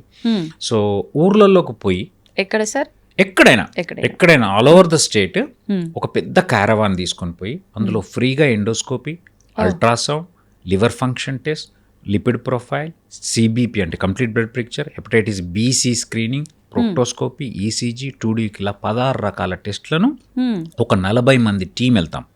వెళ్ళి పోయి ఒక రోజుకి 300, ఒకే రోజు పొద్దున స్టార్ట్ చేసి నైట్ వరకు 300 మందిని చూసి, అదంతా ఎలక్ట్రానిక్ హెల్త్ రికార్డ్ అంతా కంప్యూటర్లో ఎంటర్ చేసుకొని టెస్టులు చేసి ఆ టెస్ట్ రిజల్ట్స్ ఇచ్చి మళ్ళీ వాళ్ళకి ఏమైనా అడ్వైజులు కావాల్స్తే అందులో 300 మందిలో అట్లీస్ట్ 150-200 మందికి మళ్ళీ చూసి మిగతా వాళ్ళకి తెల్లారి అందరికీ వాట్సాప్ ద్వారా కానీ మెయిల్ ద్వారా కానీ వాళ్ళ రిపోర్ట్స్, వాళ్ళ మొత్తం హెల్త్ రికార్డ్ పంపించేస్తాం. This is everything for free. I have started team Vimlakar foundation. అంటే నా టీం ఎవరైతే ఉన్నారో వాళ్ళతో పాటు టీమ్ విమ్లాకర్ ఫౌండేషన్ అనేది స్టార్ట్ చేసి దాంట్లో ఫస్ట్ వర్టికల్ లాగా కుంజర యాత్ర అనేది చేస్తున్నాం. దీన్ని ఓకే, ఈ నేమ్ ఎందుకని సార్ కుంజర ఎందుకు పెట్టానంటే, కుంజర అంటే ఏనుగు అనేది సైన్ ఆఫ్ హెల్త్ అండి. అంటే ఒక వెహికల్ తీసుకొని వెళ్తున్నాము, అది పెద్ద వెహికల్, ఏనుగు లాంటిది, అది సైన్ ఆఫ్ హెల్త్, అది ఆస్పీషియస్నెస్కి అంటే వినాయకుడికి ఒక సైన్ అనే ఉద్దేశంతో. అండ్ కొంచెం ఖచ్చితంగా దేనికైనా కొంచెం క్యాచీగా ఉంటే తప్ప ఇప్పుడున్న జనాలకి ఏది ఎక్కదు. కాబట్టి ఆ కుంజర యాత్ర అనేది దానికి యాప్ట్ అనిపించి నేను ఆలోచించి ఒకరోజు ఎందుకో కార్లో వెళ్తుంటే అనిపించింది, పెట్టాను. సో దాన్ని స్పెల్లింగ్స్ అవన్నీ కొంచెం మంది తెలుగు నా ఫ్రెండ్స్ ఉంటే వాళ్ళతో కుంజర అనేది కరెక్ట్ అని చెప్తే కుంజర యాత్ర అనేది స్టార్ట్ చేశాను. సో చాలా బాగా అవుతుంది. ఇప్పటి వరకు 2500 మందిని స్క్రీన్ చేయడం జరిగింది. ఫ్రీ క్యాన్సర్ స్క్రీనింగ్ ఊర్లలో, ఆదిలాబాద్ డిస్టిక్లో ఎక్కడో మారుమూల ప్రాంతాలకు కూడా పోయి చేస్తున్నాం. మేము ఎక్కడ ఎవరి దగ్గర రూపాయి తీసుకుని, కాకపోతే అక్కడికి పోయినప్పుడు వాళ్ళు షామియానాలు వేయడము, వాళ్ళ వాలంటీర్స్ ఉండడము, మాకు భోజనం పెట్టడం వాళ్ళ పని. వాళ్ళే చూపించాలి. యూజువల్గా స్కూల్స్ కానీ ఫంక్షన్ హాల్స్ కానీ, ఇప్పుడు రేపు పోతున్నది గ్రామ పంచాయతీలో చేస్తున్నాం. ఒక చిన్న పల్లెటూరు, ఎక్కడ వరంగల్ దగ్గర పరకాల దగ్గర ఒక చిన్న వెల్లంపల్లి అనే ఒక పల్లెటూరులో చేస్తున్నాం. ఎలా చూస్ చేసుకుంటారు సార్? అంటే ఇప్పుడు ఏం లేదండి, ఇట్స్ ప్రాపగేషన్. అందుకే మేము కొన్ని దీనికి ఒక ఛానల్ అంటే వీడియోస్ తయారు చేసి పెడుతున్నాం. ఎందుకంటే మేము పోయి అడిగితే వాళ్ళకి ఆ సీరియస్నెస్ ఉండదు. ఈ వీడియోలు ప్రాపగేట్ అవుతున్నాయి, అయిపోయినప్పుడు వాళ్ళు చూసారే ఇది మా ఊర్లో పెట్టించుకోవాలన్నప్పుడు మేము there should not be any political involvement. First point, politics involve కాకూడదు. సెకండ్ పాయింట్, మిగతా ఏ హాస్పిటల్ కూడా ఇన్వాల్వ్ కాకూడదు. ఇది కాకుండా, ఎందుకంటే మళ్ళీ ప్రాపగండా లాగా అవుతుంది, మళ్ళీ ఏదో బిజినెస్ కోసం మార్కెటింగ్ లాగా అవుతుంది. ఎందుకు ఇది ప్యూర్గా సోషల్ సర్వీస్ కోసం నా ఇష్టంగా ఎప్పటి నుంచో ఉన్న కోరికను, ఇప్పుడు కొంచెం ఫౌండేషన్కి డబ్బులు ఇచ్చే పరిస్థితిలో ఉన్నాను కాబట్టి నా సొంతగా జేబుల నుంచి పెట్టి, కొంతమంది దాతలు ఇప్పటి వరకు కొంతమంది ఇవ్వడం జరిగింది. గురువారెడ్డి గారు 3 లక్షలు, అట్లా నా ఫ్రెండ్స్ అంతా చాలామంది, నా ఫ్రెండ్స్ అంతా నా క్లోజ్ ఫ్రెండ్స్, MBBS ఫ్రెండ్స్ కలిసి ఆల్మోస్ట్ 6-7 lakhs ఇచ్చారు. సో ఇట్లా ఇప్పటి వరకు మేము ఒక 25 to 30 lakhs ఖర్చు పెట్టాము. But 1.5 crore worth of test చేసినాం. ఎందుకు అంటే తక్కువ ఇన్వెస్ట్మెంట్, జనాలు అవును. అభిమానంతో వచ్చి చేసే జనాలు. అండ్ మనము అన్ని కాస్ట్ టు కాస్టే కదండి. అవును, అవును. ఇప్పుడు ఒక టెస్ట్ చేయాలంటే దాని రియేజెంట్స్ కాస్ట్, మెషినరీ కాస్ట్. ఏదైనా ఇబ్బంది వచ్చిందంటే ఫస్ట్ హాస్పిటల్కి వెళ్ళాలి అంటే టెస్టులు రాస్తారు, అన్ని డబ్బులు ఎక్కడ పెట్టుకుంటాము, ఇంతతో పోయేదాన్ని అంత టెస్టులు లిస్ట్ ఇస్తారు, ఈ భయాలు ఎక్కువ ఉండి 25,000 to 30,000 వర్త్ ఆఫ్ టెస్ట్ ఫ్రీగా చేస్తున్నాం. సూపర్. అండ్ ఇందులో 7 టెస్టులు కంపల్సరీ ప్రతి మనిషికి చేస్తామండి. CBP, serum creatinine, RBS, hepatitis BC test ఇది కంపల్సరీ. ప్రతి మనిషికి వచ్చిన 300 మందిలో 300 మందికి చేస్తాం. దాంతోపాటు వాళ్ళ పరిస్థితిని బట్టి ఎండోస్కోప్ అవసరమైతే ఒక్కో క్యాంపులో దేర్ ఆర్ డేస్ 120 ఎండోస్కోపిస్ట్ కూడా చేసినాం ఒకటే రోజులో. క్వాలిఫైడ్ ఎండోస్కోపిస్ట్ను తీసుకొని వెళ్తున్నాం, అంటే మా మెడికల్ గ్యాస్ట్రో టీంలో. అండ్ క్వాలిఫైడ్ రేడియాలజిస్ట్ ఉండి అల్ట్రాసౌండ్ చేస్తున్నాం. అంతా ప్రాపర్ సెటప్, అంటే ఒక హాస్పిటల్నే తీసుకెళ్తున్నాం. ఇప్పుడు ఇలాంటి హెల్త్ క్యాంప్స్ అనగానే టెస్ట్లు చాలా వరకు చేయరు, చేస్తారు, మందులు రాస్తారు, క్వాలిటీ ఉండదు అంటారు. అలాంటిది ఏమి ఉండదు అసలు దీంట్లో. మా దగ్గర వాడుతున్న machinery high end automated machines. Automated machine అంటే నిజంగా నిన్ననే ఇప్పుడు పెద్ద పెద్ద హాస్పిటల్స్ లో కూడా సెమీ ఆటోమేటెడ్ ఉంటాయండి. మా దగ్గర ఆటోమేటెడ్, ఎందుకంటే మాకు ఫాస్ట్ గా కావాలి. 300 మంది టెస్టులు చేయాలంటే ఒక హాస్పిటలే చేయలేదు ఒక రోజు. అట్లాంటిది మేము చేయాలి అంటే మాకు ఆటోమేటెడ్ ఉండాలి. అండ్ LIS అంటే ల్యాబ్ ఇంటిగ్రేటెడ్ సిస్టమ్. డైరెక్ట్ నువ్వు ఇప్పుడు సిబిపికి జస్ట్ నేను టెస్ట్ ట్యూబ్ పెడితే బ్లడ్ నుంచి వెళ్ళి రిజల్ట్ 5 నిమిషాల్లో మా కంప్యూటర్లో ఉన్న కుంజరా మా వెబ్సైట్ ఏదైతే ఉందో టీమ్ విమ్లాకర్ ఫౌండేషన్ వెబ్సైట్కి వచ్చేస్తుంది. ఇప్పుడు మీ నంబర్ ఈ రోజు ID ఇది 132 అనుకోండి, 132 విజిత సిబిపి రిపోర్ట్ అందరి కంప్యూటర్లోకి వచ్చేస్తుంది. ఒక 40 మంది కంప్యూటర్స్ ఆపరేట్ చేస్తారు. We have developed A software. మాకంటూ ఒక కస్టమైజ్ సాఫ్ట్వేర్ డెవలప్ చేసినాం. అది కూడా ఒక ఫ్రెండ్ పాపం చాలా సేవా దృక్పథంతో చాలా తక్కువ మనీలో చేసి ఇచ్చాడు. And still he's supporting, Sandeep అని. అంటే ఇట్లా చాలా మంది నా ఫ్రెండ్స్, నా టీం వాళ్ళు 24/7 అందరం ఇంత పని చేస్తూ, ఇన్ని సర్జరీలు చేస్తూ, మా అకాడమిక్స్లో ఇంత చేస్తూ, మళ్ళీ అది ఒక 3 రోజుల పని ఉంటుందండి ఒక క్యాంప్ అంటే. ఇప్పుడు రేపు క్యాంప్ అంటే ఈరోజు వెళ్తున్నారు, ఇక్కడ నుంచి అన్ని లోడ్ చేసుకోవాలా, అక్కడికి వెళ్ళాలా, అక్కడ సెటప్ చేసుకోవాలా, అక్కడ రేపు అంతా పని చేయాలా, రేపు నైట్ మళ్ళీ అక్కడ లోడ్ చేయాలి, ఇక్కడికి వచ్చి అన్లోడ్ చేయాలి. So it's a big process. అందరు క్వాలిఫైడ్ MBBS MS చదివిన పిల్లలు. మేము చైర్లు కూడా మోసుకుంటాం, చైర్లు కూడా మేమే మోసుకుంటాం. సో అంటే మాకు కిమ్స్ తరపు నుంచి వెళ్ళి, కిమ్స్ సన్షైన్ తరపు నుంచి మాకు కొన్ని రకాలుగా చాలా హెల్ప్ఫుల్గా ఉంటారు. అంటే ఆ బస్సు కిమ్స్ ఫౌండేషన్ నుంచి ఇచ్చారు. నెక్స్ట్ అది కాకుండా మిగతా 4th క్లాస్ ఎంప్లాయీస్ కావచ్చు, కొంతమంది స్టాఫ్ను పాపం వాళ్ళు చాలా సపోర్ట్ చేస్తారు. బట్ వాళ్ళంతా కూడా ఓన్లీ అభిమానంతో, నాకున్న రిలేషన్తో, మేమేదో డబ్బులు ఇచ్చేస్తామని కాదు, బట్ దాంతో చేసి. సో ఒక 40 నుంచి 50 మంది పోతామండి. కొన్నిసార్లు మీకు చెప్తాను, ఆదిలాబాద్లో ఎక్కడ మంచిర్యాల అవతల జన్నారంలో చేయాల్సి వచ్చింది. It is 270 kilometers away from Hyderabad. So పొద్దున బయలుదేరితే పోలేం, ఎందుకంటే పేషెంట్స్ 8 o'clock కల్లా వచ్చేస్తారు. ఇక్కడ నుంచి వెళ్ళడం కష్టం కదా. అంతకు ముందు రోజు రాత్రి పోయి అక్కడ చిన్న చిన్న రూమ్స్లో పడుకొని పొద్దున్న లేచి క్యాంప్ చేసి వచ్చాం. అట్లా చాలా సార్లు 1 day ప్రేయర్ పోవాల్సి ఉంటుంది. దాదాపు 4-5 hours జర్నీ. ఆబ్వియస్లీ కదండి, 5 hours దట్టు, అదంతా జంగల్ నుంచి journey. It was beautiful journey, but చెప్తున్నాను. సో మాకు ఇది చాలా హ్యాపీనెస్ని ఇస్తుంది. ఎందుకంటే ఇది నా గొప్పతనం కాదండి, టు బి ఫ్రాంక్. ఇదంతా నా చుట్టూండే నా టీము, నా ఫ్యామిలీ. ఈవెన్ మా ఇంట్లో ఉన్న అందరు, నాకు 6 పిల్లలు, అంటే మా అన్న పిల్లలు, నా పిల్లలందరూ, వాళ్ళు చిన్న ఆమె 6th class ఆమె కూడా వచ్చి ఎంట్రీస్ చేస్తుంటుంది. పెద్ద పాప CA నుంచి అందరూ. అంటే సో అందరూ నా ఫ్యామిలీ, నా క్లోజ్ ఫ్రెండ్స్, ఎందరో మంది ఫ్రెండ్స్, రాలేని వాళ్ళు 10 డబ్బులు ఇచ్చి, నెక్స్ట్ నా టీం పిల్లలు 24/7 అండ్ నా హాస్పిటల్ వీళ్ళ సహకారంతో చాలా బాగా అవుతుంది. అందుకే ఈ క్యాన్సర్ స్క్రీనింగ్ను పెంచుతున్నాం. ఇప్పుడు మీరు అన్నట్టు అదే సిటీలో ఉండేవాళ్ళు యాన్యువల్ చెకప్ చేయించుకోవడానికే అవ్వట్లేదు. అట్లాంటిది ఊర్లో ఉండే వాళ్ళు నిజంగా ఎంత చేయించుకుంటారు, ఎంతవరకు ఫీజిబుల్? ఎండోస్కోపీ ఒక పల్లెటూరులో ఎక్కడో, ఇప్పుడు మన కౌట్లాలో చేశామండి, ఆదిలాబాద్లో నిర్మల్ అవతల. It is almost interior. అక్కడ మీరు వీడియో చూస్తే అందరూ వ్యవసాయదారులు గోషి చీరలు కట్టుకున్న వాళ్ళే, దోతులు వాళ్ళు నిజంగా ఎంతమంది హైదరాబాద్ వచ్చి ఎండోస్కోపీ చేయించుకోగలుగుతారు? చాలా మందికి అంటే ఏదో డిసీజ్ ఉండే చనిపోతారు, అసలు అది ఏంటి టెస్ట్ చేయించుకొని ట్రీట్మెంట్ చేయించుకొని స్థితిలో కూడా ఉండి చనిపోయిన ఈ కాలంలో ఎంత దురదృష్టం చెప్పండి. If it happens to our family member, నిజంగా ఎంత పెథటిక్ సిచువేషన్. చాలా ఇప్పుడున్న పరిస్థితుల్లో ఒక మనిషి ఎందుకు చనిపోయిండో తెలియకపోవడం బాధాకరమా కదా? చాలా. అది ఎవరు తప్పు అవుతుంది? మనలాంటి వాళ్ళు తప్పు అవుతుంది. అవును, నేనేమంటా అంటే సొసైటీలో చేయగలిగే స్టేజ్లో ఉండి మ్మ్. చూడగలిగే స్టేజ్లో ఉండి మనం అవేర్నెస్ క్రియేట్ చేయడానికి ప్రయత్నం చేస్తేనే కదా జనాలకు తెలిసేది. అవును. ఇంకోటి, నేను ఇప్పుడు పోయి క్యాన్సర్ స్క్రీనింగ్ చేసినంత మాత్రం రోజుకు 10 క్యాన్సర్లు దొరుకుతున్నాయని కాదు. మ్మ్. కానీ నేను వాళ్ళ దగ్గరికి ఒక సూపర్ స్పెషలిస్టు, నాతో పాటు 10 మంది సూపర్ మంది. స్పెషలిస్టులు వచ్చి అక్కడ కూర్చొని అమ్మా ఇది తినాలా, అది తినొద్దు, ఇట్లుండాలి అట్లుండాలి, బరువు పెరగొద్దమ్మా అని మొత్తుకుంటుంటే మ్మ్. 2500 మంది వాళ్ళు ఇండైరెక్ట్గా ఎంతమందిని ఇన్ఫ్లుయెన్స్ చేస్తారు, అవును, అవును. ఎంతమంది మారుతారు, మ్మ్. యంగర్ జనరేషన్ ఎంత మారుతుంది. అవును. సో ఓవరాల్గా it is for health awareness, not only for the cancer screening. అవును.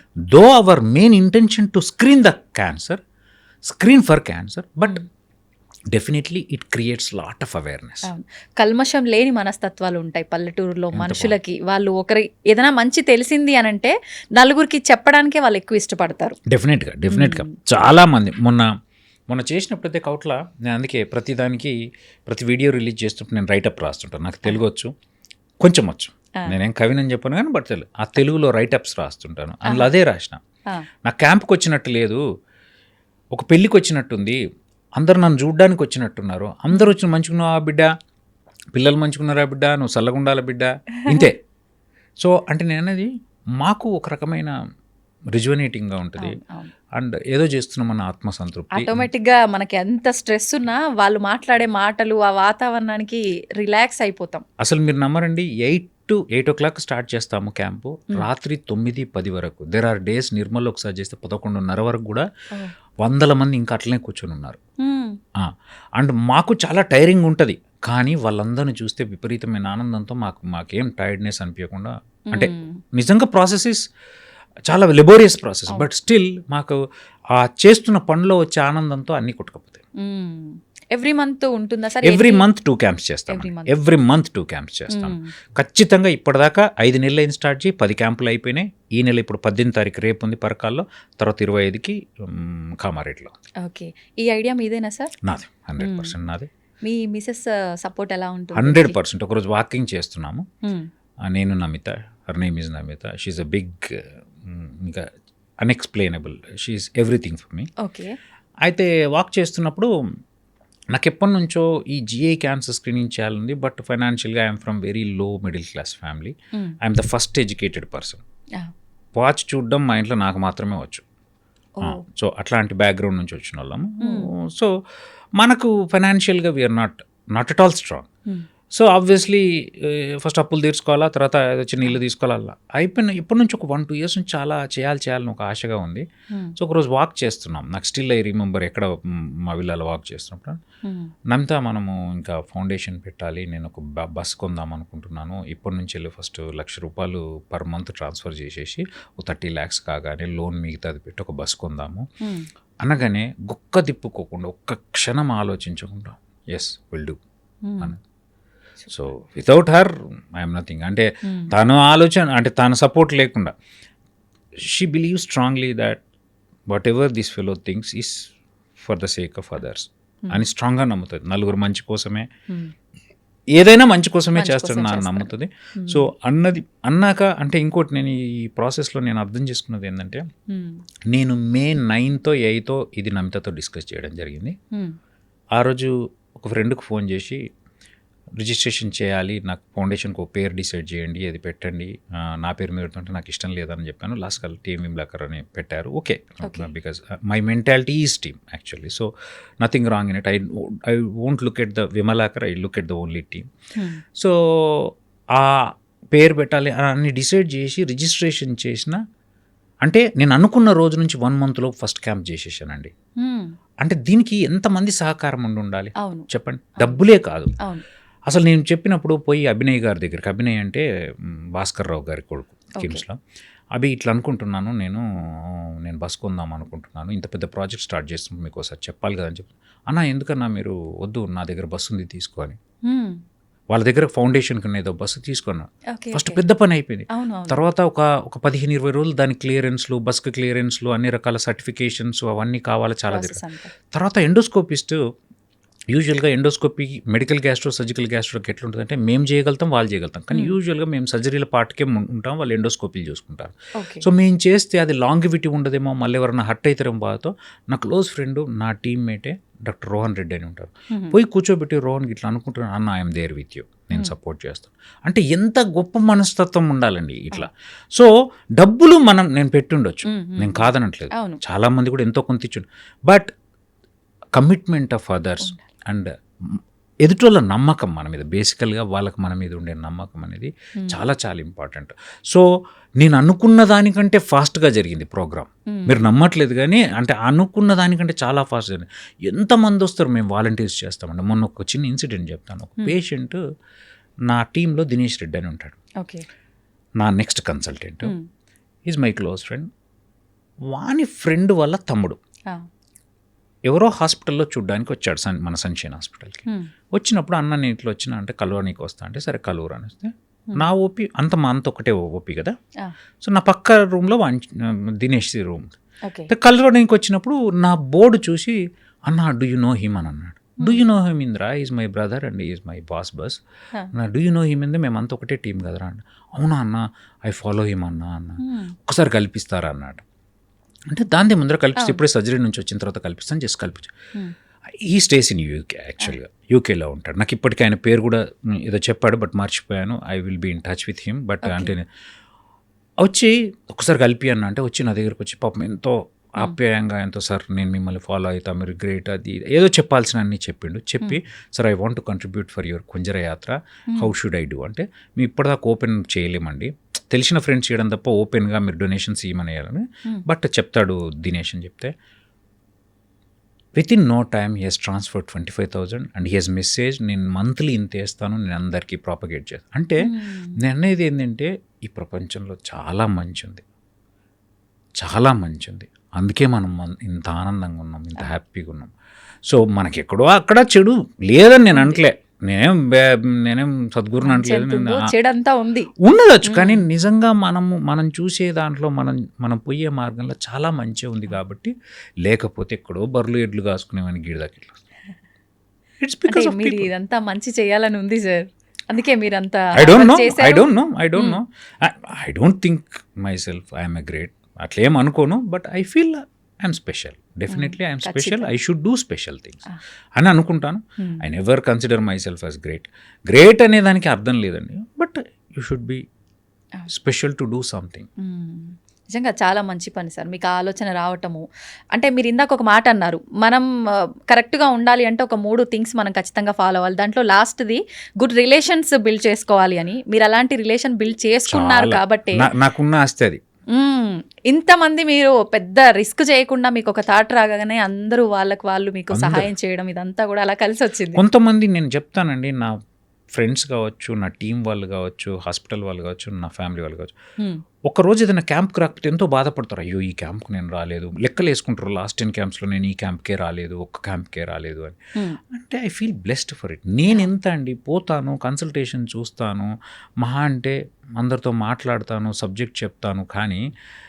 మిగతా అంతా వాళ్ళే చేయాలండి టేబుల్ చైర్ల అరేంజ్మెంట్ నుంచి వెళ్ళి వాటిని అన్ప్యాక్ నుంచి ప్యాక్ చేసేంత వరకు ఎవ్రీథింగ్ దే షుడ్ డూ మీరెంత మీరు అనుకుంటున్నారు సార్ మీరు లేకపోతే అక్కడ అసలు వాళ్ళు రారు ఏమో ఇది వాస్తవం నేను ఉల్టా అనుకుంటా వాళ్ళ వల్ల నేను అనుకుంటా సరే what ever but this is ఇంకొకటి అండి దీనివల్ల చాలా పాజిటివిజం పర్పెచువేట్ అవుతుంటుంది నేను బాగా అబ్జర్వ్ చేస్తున్నాను కదా పోయినప్పుడు వాళ్ళకి ట్రూత్ అర్థమవుతుంది వీళ్ళు ₹1 తీసుకున్న గిన్ని టెస్టులు చేస్తున్నారు అని తెలుసు మెజారిటీ చంక్ వీళ్ళ మనీ పాకెట్ నుంచి పెడుతున్నారు అని సో డెఫినెట్గా ఎందరో మందిలో ఆలోచన విధానంలో కూడా మార్పు వస్తుందండి మీరు నమ్మరు నేను ఒక వీడియో ఉంది అంటే మొన్న నా క్లోజ్ ఫ్రెండ్ వాడు పేరు చెప్పను వాళ్ళది ప్రాపర్ బోరిగాము వాడు one of the rich guy in Nirmal వాడు చైర్లు మోస్తున్నాడు అండి night I have a video చైర్లు మోస్తున్నాడు ఎందుకు మోయాలి ఎందుకు మోయాలి వాడు 10 మందిని పెట్టి మోయించగలుగుతాడు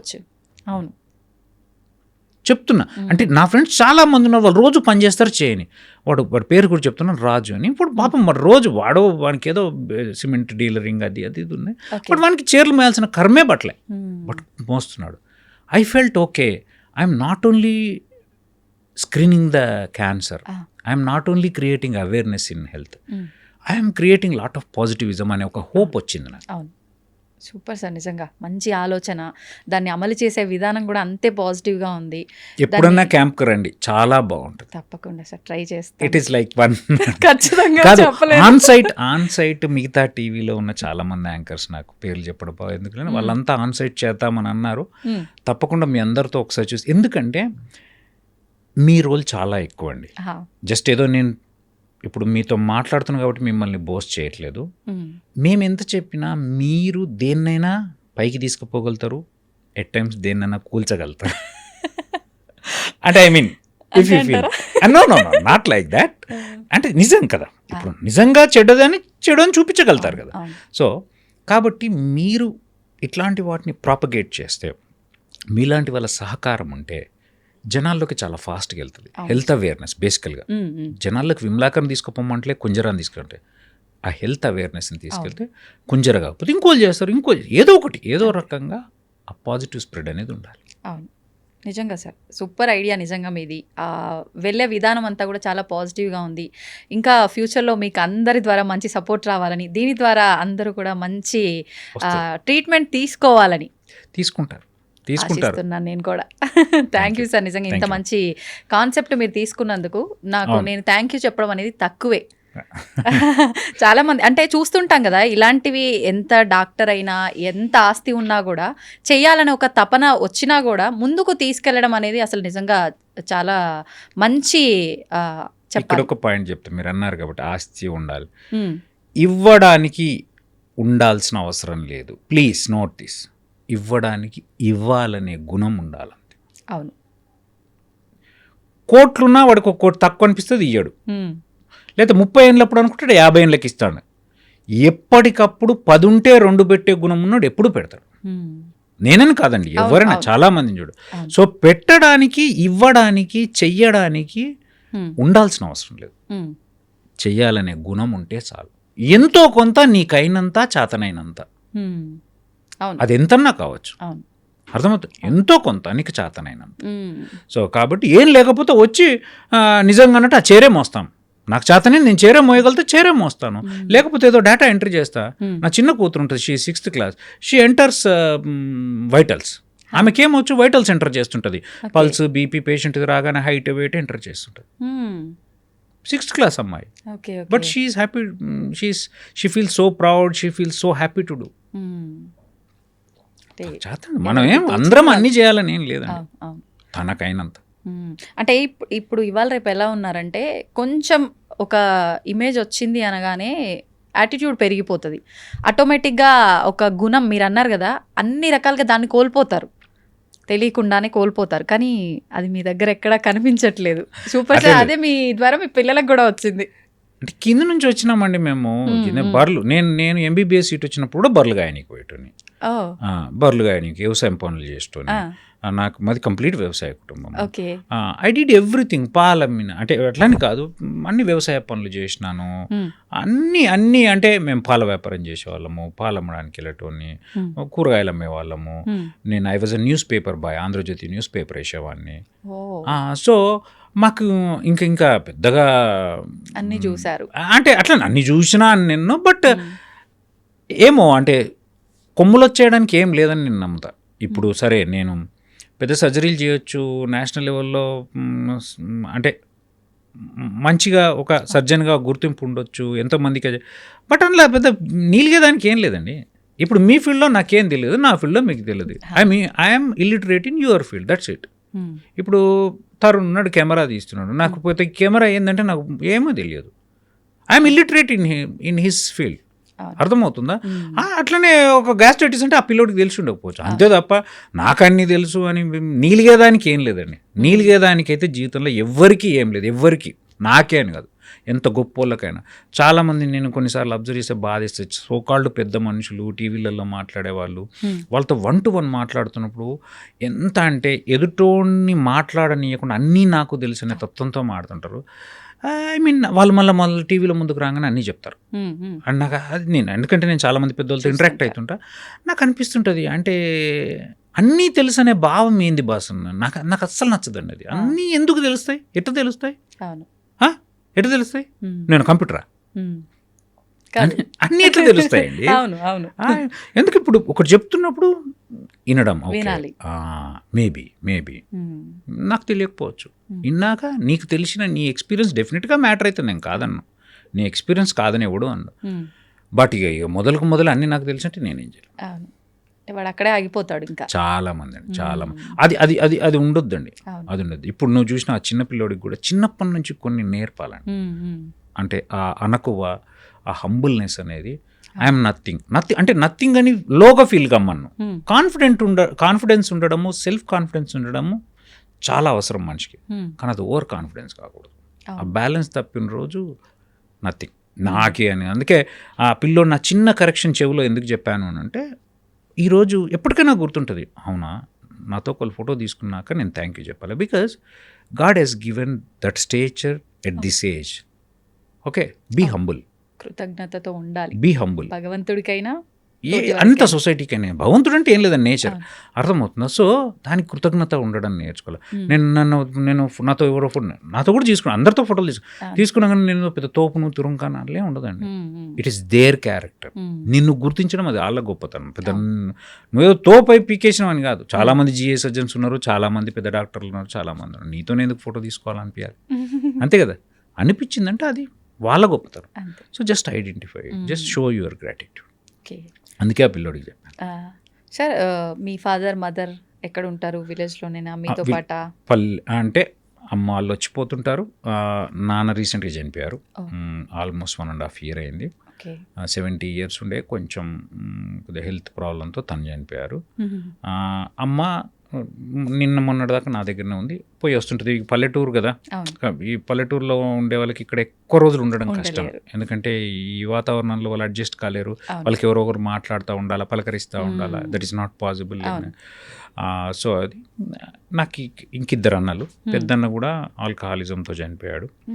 సో తను ఆల్కహాలిక్ అడిక్ట్ ఉండి, నేను డి అడిక్షన్ సెంటర్లో చాలాసార్లు వేసి కుడ్ నాట్ రికవర్. సో లాస్ట్కి ఇంకా ట్రాన్స్ప్లాంట్ అనేది మా చేతిలో ఉన్నా నేను చేసే స్టేజ్లో కూడా లేని పరిస్థితిలో తను ఒక 2.5 years అయింది తను పెద్దన్న. రెండో అన్న ఉన్నాడు, తనకు ఏం చదువుకోలేదు, తను వ్యవసాయమే చేస్తాడు. తను కూడా ఆల్కహాలిక్ అడిక్ట్ ఉండే. సో తను 1 year డి అడిక్షన్ సెంటర్లో వేసి ఇప్పుడు మంచి చేసుకున్నాను, ఇప్పుడు బాగున్నాడు, ఇప్పుడు అసలు తాగట్లేదు. సో పెద్దన్నకి 2 పిల్లలు, పాప బాబు. చిన్నన్నకు పాప బాబు, నాకు 2 పాపలు. సో పిల్లలు చాలా చాలా చాలా చాలా మంచి పిల్లలు. సో అందరూ ఇప్పుడిప్పుడే కొంచెం సెటిల్ అవుతున్నప్పుడు, చిన్న కుటుంబం, కంప్లీట్ వ్యవసాయ కుటుంబం. మాకు బేసిక్గా నేను ఇంకోటి చాలామంది అడుగుతుంటాను, మాకు డబ్బులు ఉంటే చదువుకున్నాను. నో అండి, నా దృష్టిలో డబ్బులు ఉండడం లేకపోవడం కంటే కూడా గైడెన్స్ లేకపోవడం దురదృష్టంగా భావిస్తా.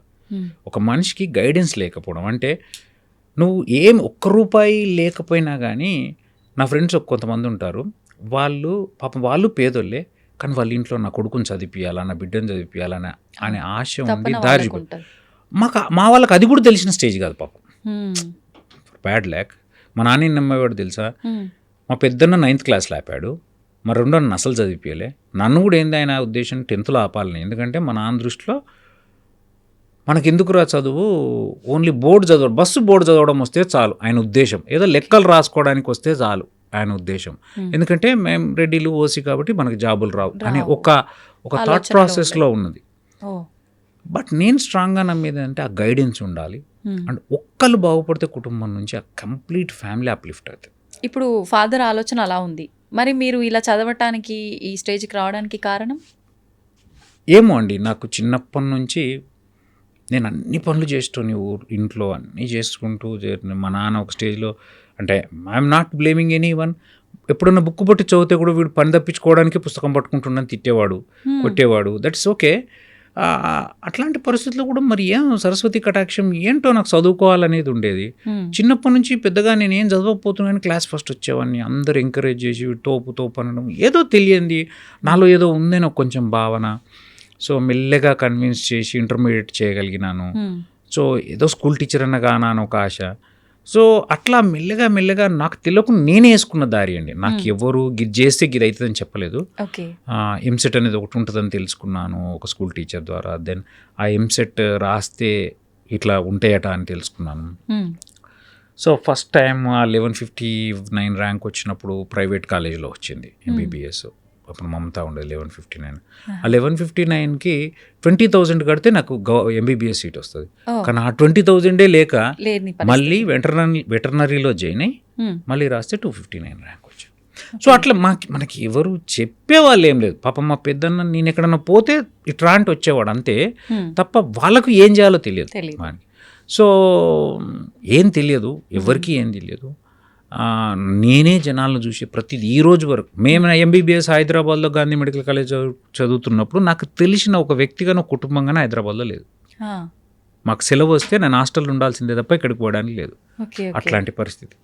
సో అంటే మాకు తెలిసిన వాళ్ళు మేము ఆదిలాబాద్ డిస్టిక్ ఎప్పుడు మాకు ఇక్కడ చుట్టాలు ఎందుకు ఉంటారు, ఎవడు ఉంటాడు, మాకంతా హైదరాబాద్ ఉండే స్థాయి ఉన్నోడు మాకు ఎందుకు చుట్టం అవుతాడు. Got it. ఎందుకు మాకు పరిచయాలు ఉంటాయి. సో అట్లా మనంతలో మనమే ఆలోచన చేసుకొని ధైర్యం చేసి ఫస్ట్ ఆఫ్ ఆల్ ఎంబీబీఎస్ కాగా నేను ఆపొచ్చండి, తెలియక మా అమ్మ నాన్నలు ఆపేయచ్చుగా జాబ్ చేయొచ్చుగా అన్నప్పుడు ఎన్నో ఉన్నాయి. ఎంఎస్ తర్వాత ఆపొచ్చండి. No, I want to do అని సూపర్ స్పెషాలిటీ దాకా చదివి. నిజంగా ఇప్పుడు మీకు అనిపించింది, మీరు అలా ధైర్యం చేసి ముందుకెళ్ళారు, నిజంగా అది మీకు అదృష్టం అనుకోవాలో భగవంతుడి సహకారం మీకు ఉందని. పెళ్ళి అయిన తర్వాత నా వైఫ్ పాపం నేనేది అనుకుంటే అది నమ్మి నాతో పాటు సింగిల్ రూమ్లో ఉండడము, కింద పడుకోవడము, ఒక్క బాత్రూమ్ బయట బాత్రూమ్లలో అంటే అన్నిటికి కూడా she tolerated. That is all. అవన్నీ కూడా బ్లెస్సింగ్స్ లాగానే కౌంట్ చేస్తారు. సో దానివల్ల I could do complete MS, complete MCh from prestigious institutes. So నాకు అదొక డ్రీమ్ అండి, సూపర్ స్పెషాలిటీ చదవాలి. సర్జరీ అంటే చాలా ప్రాణం. అందులో జిఐ సర్జరీ చదవాలి, దాంట్లో ఎక్సెల్ కావాలి. ఇప్పుడు అడ్వాన్స్ ల్యాప్రోస్కోపిక్ సర్జరీ, ల్యాబ్ విప్పుల్ సెప్టెక్టమీ లాంటివి కూడా చేస్తుంటాను నేను. అంటే ఆడదాకా పోవడానికి ఆ ఓపిక పట్టాలి కదండి. 35 years అప్పుడు 2 పిల్లలు పుట్టిన తర్వాత ఎగ్జామ్స్ రాయాలి, పాస్ కావాలి, చదువుకోవాలి. అప్పటిదాకా 10-20 వేలు స్టైఫండ్ వస్తుంది. కుటుంబం నడవాలి, అప్పు చేసి చదువుకోవాలి. ఎంబీబీఎస్ అప్పు చేసి చదువుకున్నా, ఎంఎస్ అప్పు చేసి చదువుకున్నా, ఎంసీహెచ్ అప్పు అన్ని గవర్నమెంటే. ఐ మీన్ ఎక్కడ నేనేం ప్రైవేట్లో చదవలేదు, బట్ స్టిల్ ఖర్చులు అయితే ఉంటాయి. 2 పిల్లలు, ఫ్యామిలీ అన్న రెస్పాన్సిబిలిటీస్ మధ్య చదవడం అన్నది అసలు నిజంగా చాలా గ్రేట్ ఆలోచన అనేది. స్టడీ పైకి ఇప్పుడు నా దగ్గర సూపర్ స్పెషాలిటీ సీట్ ఉందండి, GI surgery. I'm teacher for them. ఈరోజు నా first student is writing exam. వాడు ఏజ్ 34 or 35, వాడికి 2 పిల్లలు ఉన్నారు. ఈరోజు పొద్దున ఫోన్ చేసి ఆల్ ది బెస్ట్ నాన్న అని చెప్తుంటే అంటే ఇక మా డాక్టర్స్ సూపర్ స్పెషాలిటీ చదవాలంటే తప్పదండి. అంతే, ఎవరి జర్నీ అయినా అంతే. కొంచెం బ్యాక్గ్రౌండ్ ఉండి, ఫైనాన్షియల్ స్టెబిలిటీ ఉండి, ఎటువంటి ప్రెషర్ లేకపోతే నిజంగా స్మూత్ అని అవుతుంది. మా లాంటి వాళ్ళకి ఇంకా ఏమీ తెలియదు, పైసలు లేవు, ఈదాలంటే ఈదాలి. ఇప్పుడు డాక్టర్ చదవాలి అని అంటే ఎప్పుడు చూసినా పుస్తకాల పురుగులా ఉండాలి, నిద్రపోయిన ఆ సమయం తప్ప మిగతా టైం అంతా బుక్ ముందే ఉండాలంటారు. వాస్తవమేనా సార్? అలా చదవాలా? చదవడానికి చాలా ఉంటుంది, అది నిజమే. బట్ పుస్తకాల పురుగు అనేది ఓకే, చదువుతాం, చాలా చదువుతాం. నిజం, when you compare with other professions నిజంగా మేము చాలా ఎక్కువ చదువు, అలా డౌట్ అయితే లేదు. నేను ఒక మాట ఎప్పుడు అందరికి చెబుతాను, 2006 నుంచి వెళ్ళి 2005లో ఎంబీబీఎస్, 6 నుంచి వెళ్ళి 2016 వరకు నా ఎంసీహెచ్ కంప్లీట్ అయ్యేంత వరకు there was no day that I didn't touch the book. నిజం చెప్తాను, I'm not boasting, you can check with my wife.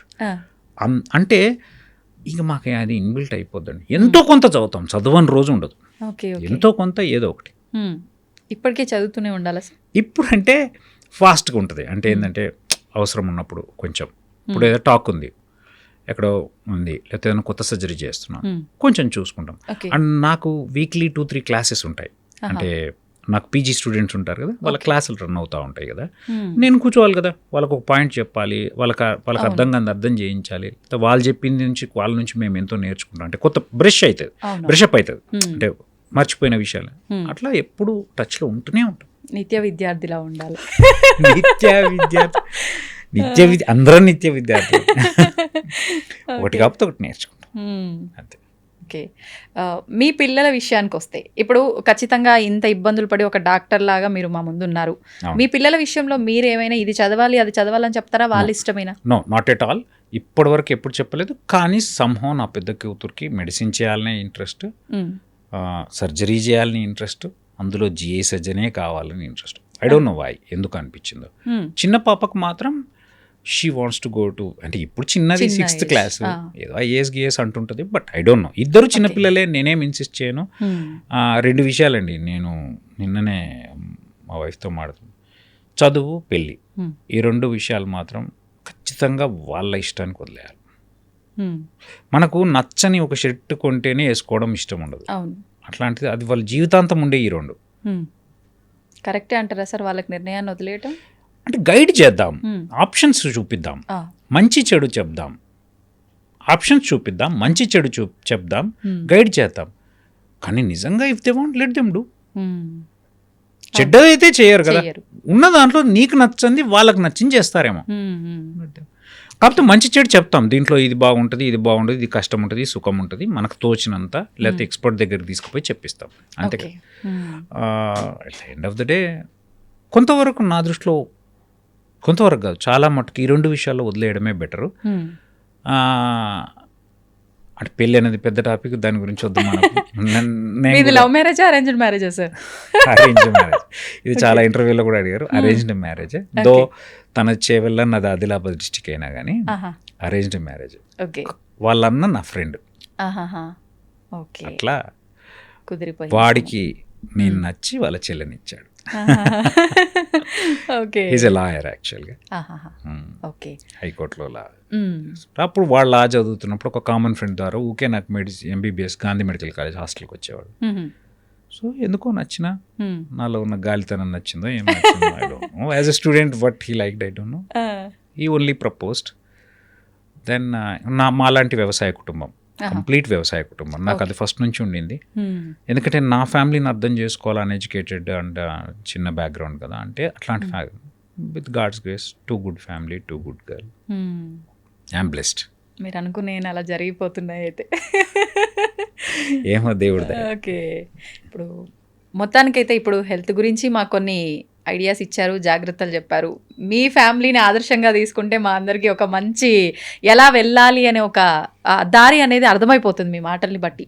ఫైనల్గా ఆరోగ్యం విషయంలో కానీ, ఫ్యామిలీస్ ఈ మీరు అన్నట్టుగా ఈ ఆత్మీయ సంబంధాల విషయంలో మన ప్రేక్షకులందరికీ ఒక మాట చెప్పాలి అంటే ఏం చెప్తారు సార్? ఏం లేదండి, ఫస్ట్ చాలా పాజిటివిజం అయితే ఉండాలి. ఇప్పుడు పొద్దున్న లేస్తే వాట్సాప్లలో దాంట్లో ఎవరిని నమ్మకు, వీడిని నమ్మకు, వాడిని నమ్మకు, నిన్ను నువ్వే నమ్మకు, ఈ మెసేజ్లు చాలా ఎక్కువైపోయినాయండి. అవును. సో ఫస్ట్ పాజిటివిజం ఉండాలి. హ్మ్. ఫస్ట్ ఈ సొసైటీ, ఈ ప్రపంచం మంచిదని నమ్మాలి. హ్మ్. నీ వైపు నుంచి నువ్వు ఆ ఎఫర్ట్ కూడా పెట్టాలి. సో ఆ పాజిటివిజం ఉండాలి. హ్మ్. నీ పని నువ్వు చేసుకుంటూ, నువ్వు ఏ రిలేషన్ అయినా, చాలాసార్లు చాలామంది చెప్పినట్టే నేను కూడా నమ్మేది అంటే, రిలేషన్ అనేది ఒక చెట్టు లాంటిది. ఒక చెట్టు తీసుకొచ్చి పెట్టినావు, హ్మ్. ఉత్తా పెడితే ఈరోజు నాకు విజిత గారు పరిచయం అయ్యారు, హ్మ్. ఈరోజు ఇట్లా మర్చిపోతే మీరు కొద్ది రోజుల తర్వాత నన్ను మర్చిపోతారు, నేను మిమ్మల్ని. అవును. అప్పుడో ఇప్పుడో మీ ఇంట్లో ఫంక్షన్కో, మా ఇంట్లో ఫంక్షన్కో, మంచికో చెడుకో పలకరించుకోనో, లేకపోతే మంచి జరిగినప్పుడు కంగ్రాచులేట్ చేస్తేనో, అవును. అప్పుడు రిలేషన్ అనేది ఉంటుంది. ఉంటుంది. సో అంటే ఏంది, నీళ్లు పోయాలి. హ్మ్. చెడు ఎక్కడైనా కలుపు మొక్క ఏర్పడితే హ్మ్. ఎప్పటికప్పుడు తీసేయాలి. ఒక చిన్న పొరపొచ్చి ఆలోచనకి ఇమ్మీడియట్గా తీసేయాలి, ఎక్కడిదక్కడ మాట్లాడేసుకుని. ఇది లేదా అర్థం చేసుకునేంతసేపు అర్థం చేసుకున్నాను, హ్మ్. తప్పదు. ఇప్పుడు దగ్గర వాళ్ళు ఇంతే, దీనివల్ల నష్టమేం లేనప్పుడు సరే వాడు అంతే. అవును. నాకు నలుపు నచ్చితే వాడికి తెలుపు నచ్చింది, what's wrong in it, nothing కదా. సో ఆ చిన్న అండర్స్టాండింగ్ ఉండి హ్మ్. ప్రతి మనిషిలో వీలైన కాడికి మంచి చూడడం. మనమేమో అందరం వివేకానందులంగాము, పొద్దున్న లేసే విమలాకర్కి నచ్చనోళ్ళే ఉండరని నేను అన్నాను. బట్ స్టిల్ చూసి అండ్ ప్లీజ్, సారీ అనే అక్షరాలను అనే వాటిని నమ్ముతూ హంబుల్గా ఉంటే వీలైన కాడికి మనం హ్యాపీగా ఉంటాం, వీలైనంత ఎక్కువ ప్రపంచాన్ని హ్యాపీగా ఉంచుతాం. బేసికల్గా ఓకే. హ్యూమన్ రిలేషన్స్ లేకుండా, లవ్ లేకుండా హ్మ్. ఎప్పటికీ హ్యాపీగా ఉండలేమండి. నేనైతే నన్ను ఎవరిని అడిగితే ఏంది అసలు నీకు పెద్ద ఆస్తి అంటే, నాకైతే హ్యూమన్ రిలేషన్స్, హ్మ్. నా చుట్టూ ఉండే ప్రపంచమే. అది ఫ్రెండ్స్ కావచ్చు, టీమ్ కావచ్చు, ఫ్యామిలీ కావచ్చు, ఎవరైనా కావచ్చు, నా హాస్పిటల్ కావచ్చు, ఎవరైనా కావచ్చు, good human relations good human relations ఉంటే అదానికి పాజిటివిజం ఉండాలి, ఖచ్చితంగా ఉండాలి. పొద్దుగోకులు వాడే నాకు చేయాలా లేదా వాడే నన్ను మెత్తుకోవాలా రోజు నన్ను మొయ్యాలి అంటే కాదు. అన్కండిషనల్గా కంపారిజన్ లేకుండా ఎక్స్పెక్టేషన్ లేకుండా నేను మీకు ఇవ్వాలనుకోవాలా మీరు నాకు ఇవ్వాలి, అట్లాంటి రిలేషన్స్ని పెంచుకోవాలి. ఇక ఈ దారిలో కొన్నిసార్లు మనకు అస్సలే సూట్ కాని పర్సనాలిటీ వచ్చింది. గివ్ టైం, ఎక్స్ప్లెయిన్ అండ్ అర్థం చేసుకో. కుదరలేదు, దూరం ఉండు నువ్వు దూరం. అంతేగాని హేట్రెడ్ పోయి. అండ్ బ్యాలెన్స్డ్ లైఫ్, అన్నిటికీ మించి బ్యాలెన్స్డ్ లైఫ్. నేను చాలామంది ఎస్పెషల్లీ జిఐ సర్జన్స్ని అంటే డాక్టర్లే అట్లా చాలా మట్టుకు I'm sorry to say negativism అని కదా, వెరీ కాంపిటేటివ్ మెంటాలిటీ అండి. వాళ్ళకు ఎంబీబీఎస్ ఎంఎస్ ఎంసీహెచ్ అయిపోయి 15-20 ఏళ్ళ ప్రాక్టీస్ ఉండి కూడా స్టిల్ అమ్మో వానికి నాకంటే మంచి సర్జరీ వచ్చు, లేకపోతే వాడు నాకంటే ఎక్కువ నంబర్ చేస్తున్నాడు, లేకపోతే ఇంకా ఎంత కాంపిటేటివ్ స్పిరిట్, వాడు ఆ తప్పు చేశాడు వీడి ఈ తప్పు. అసలు ఎందుకురా నాయన, నీ పని నువ్వు చేసుకో. ఎత్తి చూపిస్తారు ఎదుటి వాళ్ళ తప్పు అంటే ఎందుకంటే నువ్వు నీ పని నువ్వు చేసుకో, be happy with whatever you are. And ఆ మిగతా టైంని నీ పర్సనాలిటీకి డెవలప్, అంటే నీ పర్సనల్ లైఫ్. ఒక బుక్ చదువు, ఒక బుక్ రాయి, ఒక పాట పాడు, ఒక ఆట ఆడు, ఒక డాన్స్ చెయ్యు, ఇంకో ఫ్రెండ్ని పోయి కలు, అంత కూర్చో, ఛాయ్ తాగు, తిను, ఇంకోటి చేయు. అవునా కదా? నీ ఫ్యామిలీని చూసుకో, లేకపోతే సొసైటీకి ఏమన్నా చెయ్యు. విమలాకర్ రెడ్డి తప్పు సర్జరీ చేశాడా, ఇంకోటి సర్జరీ ఎందుకురా నాయన నీకెందుకు? అవునా కదా? So they take profession very seriously. It's a part of life అండి. 4 లైఫ్లో it's just part, but still they consider that as a life. ఇంకంతే అదే ర్యాట్ రేస్లో ఉంటారు. సో అది లేకుండా పర్సనల్ లైఫ్కి, ఫ్యామిలీ లైఫ్కి, ప్రొఫెషనల్ లైఫ్కి, సోషల్ లైఫ్కి. నేను చాలామంది అంటే మళ్ళీ కాంట్రవర్సీ అవుతుంది, ఎందుకు చేస్తుండే ఈయన ఇంత సోషల్ వర్క్, ఏదో ఇంకేదో పాలి. ఒరే నాయన నేనేంది నాకెందుకు, ఏది ఏమైనా ఫ్యూచర్లో ఎట్లుంటుందని మనం ఇవ్వాలని చెప్పాలి. కానీ నా ఉద్దేశం ప్రస్తుతానికి ఇది, నా ఆలోచన ఇది, నాకు ఇది చెయ్యాలనే తపన ఉంది, నేను ప్యూర్ ఇంటెన్షన్స్తో చేస్తున్నాను. అవునా కదా? సో ప్రతి ఒక్కళ్ళండి ఒకటి చేస్తున్నాం అనగానే ఇది దానికోసం చెప్పి అంతే, తప్పులు తప్పులని కదా, ఏదో ఒకటి ఉంటుంది అని, ఏదో ఒకటి ఐ మీన్ మనిషి మెంటాలిటీనే ఏదో ఒకటి ఆశించి చేస్తాడు అని చెప్పి అది అంటే అవసరాలు ఉండవని నేను అన్నా. ప్రతి రిలేషన్లో మీరు తీసుకుంటే ఈవెన్ వైఫ్ అండ్ హస్బెండ్ మధ్య అవసరం ఉంటుంది. అవసరమే మనిషి బంధాన్ని నిలబెడుతుంది, నేను కాదన్నా. కానీ అవసరానికి మించి ఆలోచించడం నేర్చుకోవాలన్నా. ఒక జాబ్ ఉంది, జాబ్ వల్ల జీతం రాదంటలే, నేను చేసే పని వల్ల నాకు పైసలు వస్తలేవు అంటలేదు. కానీ అంతకు మించి దాన్ని గౌరవించడం, ప్రేమించడం, ఎంజాయ్ చేయడం నేర్చుకోవాలంటున్నా. పైసలు ఉంటాయి, that is not the end product, that is a by product. Money is a by product. మనకి ఇప్పుడు ఏదైతే మనం ఏదన్నా ఒక పని చేస్తున్నప్పుడు నాకు ఇప్పుడు చేస్తున్న కుంజర వల్ల ఒక ఆత్మసంతృప్తి, లేకపోతే నాకు ఒక మనిషితో ఉన్న రిలేషన్ వల్ల ఆత్మసంతృప్తి, దానివల్ల బై ప్రోడక్ట్ అది డబ్బు కావచ్చు, లేకపోతే ఇంకోటి కావచ్చు రావచ్చు, కాదని నేను అనలేదు. So it's not end product. ఇలా ఉండాలంటే నిజంగా చాలా కష్టమైన పని ఇప్పుడున్న సిచ్యువేషన్లో. స్వార్థంతో నిండిపోయిన ఈ సమాజంలో ఏం లేదు, మస్తు మంది మంచి వాళ్ళు ఉన్నారు. తక్కువే సార్, మస్తు మంది ఎక్కడ ఉన్నారు. చాలా చాలా మంచిగా ఉన్నారండి. నేనైతే ఐ స్ట్రాంగ్లీ బిలీవ్, నాకు రేర్గా డిసప్పాయింటింగ్ పర్సన్స్తో ఎన్కౌంటర్ అవుతాను, నిజం చెప్తున్నా, ఐఎమ్ నాట్ లయింగ్. మరి మేబీ ఏమో నేను చూజ్ చేసుకునే వాళ్ళు అట్లుంటారా, నా లైన్లోకి అట్లా వచ్చే వాళ్ళు ఉంటారా, నా తవ్వులోకి వచ్చే వాళ్ళు అట్లుంటారా. కానీ నా లైఫ్లో నేను వీడు ఏంట్రా అనేవాడు. మేబీ నేను ఒక్కసారి అనిపిస్తే రెండోసారి దగ్గర కోనేమో, నాకు తెలియదు.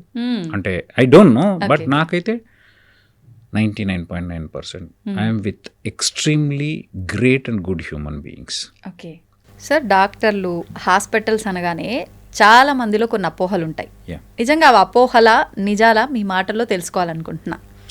ఏంటి అంటే, ఇప్పుడు ఒక పేషెంట్ ఎంత సీరియస్ కండిషన్లో ఉన్నా పేషెంట్ని హాస్పిటల్ తీసుకొస్తే వెంటనే ట్రీట్మెంట్ స్టార్ట్ చేయకుండా ముందే ఏదైతే వాళ్ళ ఫార్మాలిటీసు అవన్నీ ఉంటాయో అవన్నీ చేసిన తర్వాతనే పేషెంట్ని టచ్ చేస్తారు అని చెప్పి, ఇది నిజమా? సో ఇందులో రెండు ఉన్నాయమ్మా. ఒకటేంటి ఎమర్జెన్సీ, ఎలెక్టివ్. ఎమర్జెన్సీలో వచ్చేవాళ్ళు అంటే ఎమర్జెన్సీ ఈజ్ ఎమర్జెన్సీ, అది ట్రామా, యాక్సిడెంట్ కావచ్చు, లేకపోతే ఒక హార్ట్ అటాక్ కావచ్చు, లేకపోతే పేగుకు రంధ్రం పడ్డ సర్జరీ, ఎమర్జెన్సీ సర్జరీ కావచ్చు. సో ఆ పేషెంట్ ఎమర్జెన్సీలో వచ్చినప్పుడు నిజంగా అది ఎమర్జెన్సీ అనుకుంటే ఎమర్జెన్సీ ప్రొసీజర్ చేయాల్సి ఉంటే అది ఎక్స్ప్లెయిన్ చేస్తారు. కానీ మీరు ఒక్కటి గమనిస్తే బయటికి వచ్చి డాక్టర్ దేవుడు అనేవాళ్ళు ఉన్నారు, డాక్టర్ దయ్యం అనేవాళ్ళు ఉన్నారు, అందులో డౌట్ లేదు. అయితే మంచిగా అయితే మా ఉద్దేశం ఏంటంటే మంచిగా అయితే దేవుడు అంటారు, మంచిగా కాకపోతే దయ్యం అంటారు. ఎవరైనా కానీ ఎంతైనా బాగా అందరికీ ఇప్పుడు మేము చేస్తున్నప్పుడు మా ఇంట్లో వాళ్ళకి ఏం చేస్తామో అదే అందరికీ చేస్తామండి. 99% ఆఫ్ ద డాక్టర్స్ అట్లే ఉంటారు.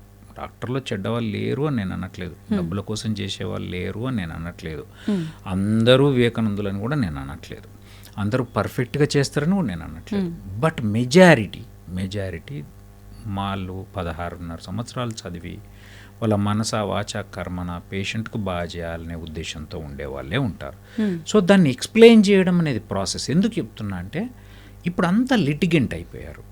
పేషెంటు ఒక్కసారి ఆయనకు రిజల్ట్ అనుకున్నది రాకపోతే దొంగ అని నమ్మడం స్టార్ట్ చేసిండంటే కోర్టులు కేసులు హంగామా లీగల్ ఇష్యూస్ అవన్నీ.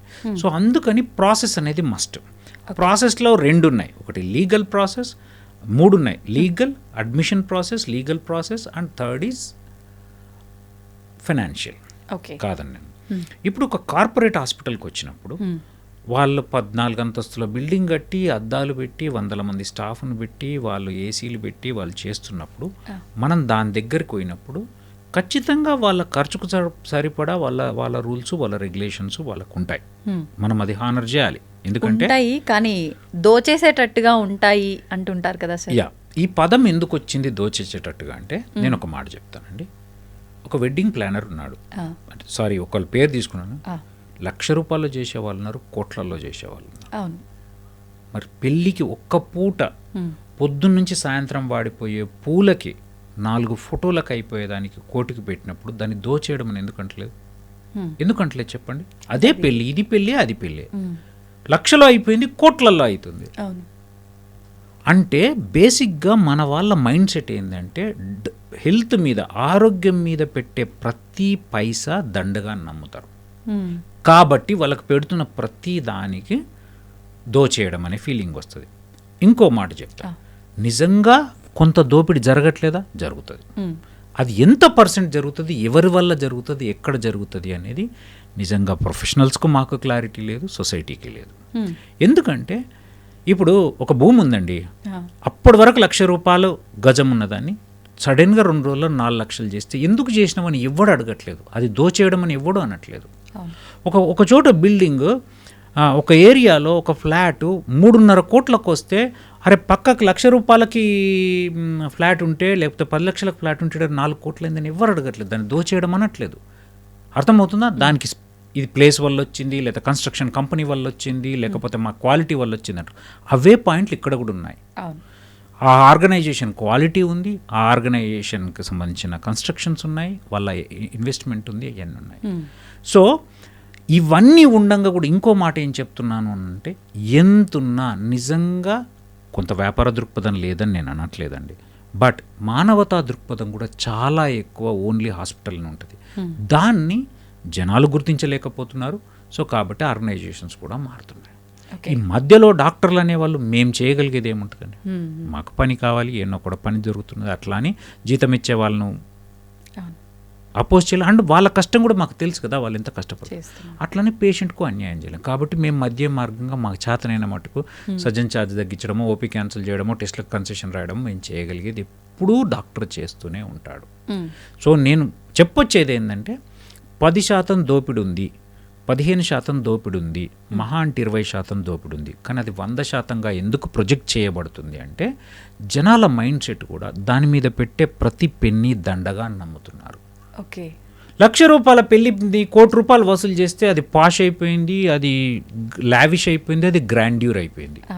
ఇక్కడ అంతే గ్రాండ్యూర్, అద్దాలలో పెట్టి నీకు ఐసీయూలో ఒక సిస్టర్ని ఇచ్చి మొత్తం చుట్టూ అద్దాలు కట్టర్లు పెట్టి నీట్గా పెట్టి చేస్తే ₹10 ఎక్కువ తీసుకుంటే అది దోపిడీ అయిపోయింది. అర్థమవుతుందా? సో ఇందులో కొంతవరకు మనం అవగాహన లోపం ఉంది. సెకండ్, కొంతవరకు నిజంగానే వాళ్ళ లాభాలు చూసుకుంటారు. ఎందుకంటే definitely they are claiming it as a business. మీరు లోపలికి ఎంటర్ అవుతున్నప్పుడే అది హాస్పిటల్, కార్పొరేట్ హాస్పిటల్ అని తెలుసు, అది బిజినెస్ అని తెలుసు. అంటే మానవతా దృక్పథం డాక్టర్లకు ఉండదు అనడం చాలా తప్పండి. నీకు ట్రీట్మెంట్ చేస్తున్నప్పుడు నిన్ను నీ కుటుంబం వాళ్ళలాగా కన్సిడర్ చేసి చేయకపోతే మానవతా దృక్పథం లేనట్టు లెక్క. పైసలు తీసుకుంటే మానవతా దృక్పథం అనే పైసలు అనేది నువ్వు వస్తుంది కార్పొరేట్ హాస్పిటల్కి అండి, మీరు వస్తుంది ఒక సెంటర్కి వస్తున్నారు, అవునా కదా? వచ్చినప్పుడు అది వాళ్ళ డిమాండ్స్ ప్రకారం వాళ్ళ మీకు అవసరాన్ని బట్టి వాళ్ళ దాన్ని బట్టి మీ మధ్య జరిగేది. అందులో మేము పాటే, నేను కాదనట్లేదు, డాక్టర్స్ ఉంటారు. But at the end of the day నువ్వు వస్తున్నప్పుడు నీకు తెలుసు ఎక్కడికి వస్తున్నావు అని కదా. 5 స్టార్ హోటల్కి పోయి తింటున్నప్పుడు ఇడ్లీ 500 రూపాయలు ఉంటుందని మీకు తెలుసు. పోయి మినిమం అన్నం పెట్టడం అనేది, అన్నదానం అనేది చాలా ముఖ్యం కదా. దోచుకుంటున్నావు 500 రూపాయలు అంటే, నేను చాలా తక్కువ రేటు చెప్పిన యాక్చువల్గా 500 రూపాయలు. ఎయిర్పోర్ట్లో ఇడ్లీ ఎంత ఉంటుంది, ఛాయ్ ఎంత ఉంటుంది, మరి దోపిడీ అనవు, పోతూనే ఉన్నావు కదా, తింటూనే ఉన్నావు కదా. అది పాష్ అనుకుంటున్నావు, లావిష్ అనుకుంటున్నావు, గ్రాండ్యూర్ అనుకుంటున్నావు. మరి ఇక్కడ ఎందుకు అనుకోరండి? అండ్ ఇంకోటి, నేను ఒక పేషెంట్, ఇప్పుడు మీ ఇంట్లో ఒక వ్యక్తికి నేను ఆపరేషన్ చేసిన, ఆ పేషెంట్ బాగైతే దాని బై ప్రోడక్ట్ ఎవరు ఆలోచించరండి. ఆ పేషెంట్కి సర్జరీ కాకపోతే ప్రాణం పోయేదాన్ని కాపాడితే ఆయన వైఫ్, 2 పిల్లలు, వాళ్ళ గ్రాండ్ చిల్డ్రన్, ఒక సొసైటీ, ఎంతమందికి లాభం జరుగుతుంది. ఆ బై ప్రోడక్ట్ని ఎందుకు ఆలోచించరు? ఆయన 20-30 ఏళ్ళు హాయిగా బతికి అంత లైఫ్ ఇచ్చి ఇంత చేసేదానికి నేను 2 లక్షలే కదా ఖర్చు పెట్టింది. పొద్దుగోకులు నర్సింగ్ హోమ్లో 20,000 అవుతుంది, 1,00,000 రూపాయలు అయింది అని అంటే, అవునండి. ఛాయ కొట్టులో ఛాయ 4 రూపాయలే, కేఫ్లో 10 రూపాయలే, చిన్న రెస్టారెంట్లో 25 రూపాయలు, 5 స్టార్ హోటల్లో 500 రూపాయలు. అది మీకు తెలుసు కదా. అంటే ఎవరి స్థాయిని చూసుకొని వాళ్ళు వెళ్ళాలంటారా సార్? అట్లా నేను అన్న అంటే స్థాయిని చూసుకొని వెళ్ళమని నేను ఖచ్చితంగా స్థాయి అనను. నీ ఏ అవసరం ఉంది, నీకు ఎంతవరకు పెట్టగలుగుతావు అనేది చూసుకోవాల్సిందే. ఎందుకంటే దెర్ ఆర్ గవర్నమెంట్ సెటప్స్ ఉన్నాయి, గవర్నమెంట్ ఎన్నో చారిటబుల్ ట్రస్ట్స్ ఉన్నాయి, గవర్నమెంట్ సెటప్స్ ఉన్నాయి. ఖచ్చితంగా పోయి నువ్వు అక్కడికి పోయి చేపించుకొని గవర్నమెంట్ను డిమాండ్ చేసి, నువ్వు ఓటేసిన వాళ్ళని డిమాండ్ చేసి మంచి వ్యవస్థలు నిర్మించుకునే హక్కు నీకుంది. అది చెయ్యకుండా వాళ్ళని చేయరు, వాళ్ళను గవర్నమెంట్ని ఎప్పుడూ ప్రెజరైజ్ చేయరు. గవర్నమెంట్ చేయగలిగే చేస్తుండొచ్చు, నేను వాళ్ళను బ్లేమ్ చేయట్లేదు. వాళ్ళను ప్రెజరైజ్ చేయకుండా వాడు ఓపెన్గా నేను కార్పొరేట్ హాస్పిటల్ అని చెప్తున్నాం, మీరు వస్తున్నారు. అయితే ఇప్పుడు ఈ దోపిడీ అనుకున్నాం కదా సార్, దోచుకుంటున్నారు, డాక్టర్లు అంటేనే దోచుకోవడము, కఠినమైన హృదయాలు, ఇలా మాట్లాడుతుంటారు కదా. ఇప్పుడు ఈ దోచుకునే విషయం వచ్చేసరికి చాలా క్లారిటీగా చెప్తుంటారు ప్రజలంతా కూడా. ఎక్కడ దోచుకుంటున్నారు అంటే, ఏదైనా చిన్న ఇబ్బంది వచ్చింది, అది ఎందుకు పెద్దది చేసుకోవడం అని చెప్పి ఒక హాస్పిటల్కి వెళ్తాము. ప్రస్తుత రోజుల్లో అయితే గవర్నమెంట్ హాస్పిటల్లో ట్రీట్మెంట్ బాగుంది అని ఒక క్లారిటీ ఉంది, కానీ అందరికీ లేదు, ఇంతకు ముందు అయితే అసలే లేదు. సరే, నాకు ఏదో జబ్బు వచ్చింది, నేను గవర్నమెంట్ హాస్పిటల్కి వెళ్తే బయట పడతానో లేదో, ప్రైవేట్ హాస్పిటల్కి వెళ్తే ట్రీట్మెంట్ బాగుంటుంది, సరే పైసలు పోతే పోయినాయి అని చెప్పి నేను వెళ్తా బాగా కావడం కోసం అని అనుకొని మేము వచ్చినాము. వస్తే టెస్టులు, అవసరం ఉన్న టెస్టు, లేని టెస్టు, ప్రతి ఒక్కటి మా పైన రుద్దుతారు. ఆ టెస్టులు అంటారు, ఇది అయిపోయిన తర్వాత ఈ టెస్టు మళ్ళీ రేపు చేయాలంటారు, మళ్ళీ చేయాలంటారు, రిపీటెడ్గా టెస్టులు చేస్తుంటారు. నేను పోయిన ప్రాబ్లం ఇది అయితే దానికి బ్లడ్ టెస్ట్ చేస్తే సరిపోతుంది కదా, దానికి ఏం సంబంధం ఉందని ఈ టెస్ట్ రాశారు. ఇక్కడ దోచుకుంటున్నారు డాక్టర్లు. ఇంకొక విషయం సార్, టెస్ట్ల విషయంలో మా హాస్పిటల్కి సంబంధించిన వాళ్ళు పలానా టెస్ట్ ఏదైతే డయాగ్నోస్టిక్ సెంటర్ ఉందో అక్కడికి వెళ్ళి మాత్రమే చేయించుకోవాలని చెప్పి కొంతమంది డాక్టర్లు రాసిస్తుంటారు. ఇదంతా దోచుకోవటమే కదా అన్న ఒక ఆలోచన, క్లారిటీ ప్రజల్లో ఉంది. దాని గురించి ఏం చెప్తారు? ఓకే, 1 by 1 నేను అడ్రస్ చేస్తాను. ఫస్ట్ ఆఫ్ ఆల్, అవసరం లేని టెస్టులు అనేది చేసేవాళ్ళు లేరని నేను అనను, ఉండుంటారు, దాని పర్సంటేజ్ తక్కువ. అగైన్ ఐఎమ్ రిపీటింగ్, అవసరము మీరు అనుకున్నట్టు ప్రతి దానికి సొల్యూషన్ ఒక బ్లడ్ టెస్టే కాదు. ఏ టెస్ట్ ఏం చేస్తాము అని అంటే, ఫస్ట్ ఒక పేషెంట్ మీరు కడుపు నొప్పితో వచ్చారు, కడుపు నొప్పితో వచ్చినప్పుడు ఒక బ్లడ్ టెస్ట్తో పాటు ఒక స్కానింగ్ రాసిన, అల్ట్రాసౌండ్స్. నాకు తర్వాత దాంట్లో ఏం తెలియకపోతే ఎండోస్కోపీ చేయాలనిపించవచ్చు, లేకపోతే సిటీ స్కాన్ చేయాలనిపించవచ్చు. దాన్ని అవసరాన్ని బట్టే స్టెప్ బై స్టెప్ రాస్తారు. అది మీకు ఊరికే తిప్పుకోవడం అనిపించవచ్చు, మల్టిపుల్ టెస్ట్లు అనిపించవచ్చు. ఫస్టే సిటీ స్కాన్ ఎందుకు అంటే, ఇప్పుడు మీరు వచ్చేది టెర్షరీ కేర్ సెంటర్, నా దగ్గరకు వచ్చారు, విమలాకర్ రెడ్డి దగ్గరికి ఒక నమ్మకంతో వచ్చారు. నేను at the end of the day ఇన్ని రోజులు మీ సఫరింగ్కి నేను కారణం కనుక్కోవాలని అట్లా నేను పత్తకొడికి రాగానే సిటీ స్కాన్లో పెట్టి స్కాన్లో రాసేయలేను, అర్థమవుతుందా? సో కాబట్టి బేసిక్ టెస్ట్ నుంచి స్టార్ట్ చేసేసి అందులో దొరికిందా సరిపోయింది, లేకపోతే నెక్స్ట్. అది మీ మంచి కోసమే, ఫస్ట్ పాయింట్, అర్థమవుతుందా? అట్లా జస్ట్ అల్ట్రాసౌండ్లో తెలిసే వాళ్ళు ఇంతమంది ఉంటారు, తెలియకుండా సిటీ స్కాన్కి పోయే వాళ్ళు కూడా ఉంటారు.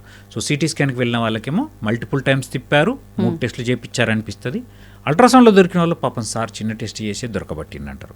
ఇంకో మూడో రకం మనుషులు అంటే ఉంటారు. ఇక్కడ డాక్టర్ ఎక్స్పీరియన్స్ బట్టి ఒక్క నిమిషం, మూడో రకం మనిషి ఉంటారు.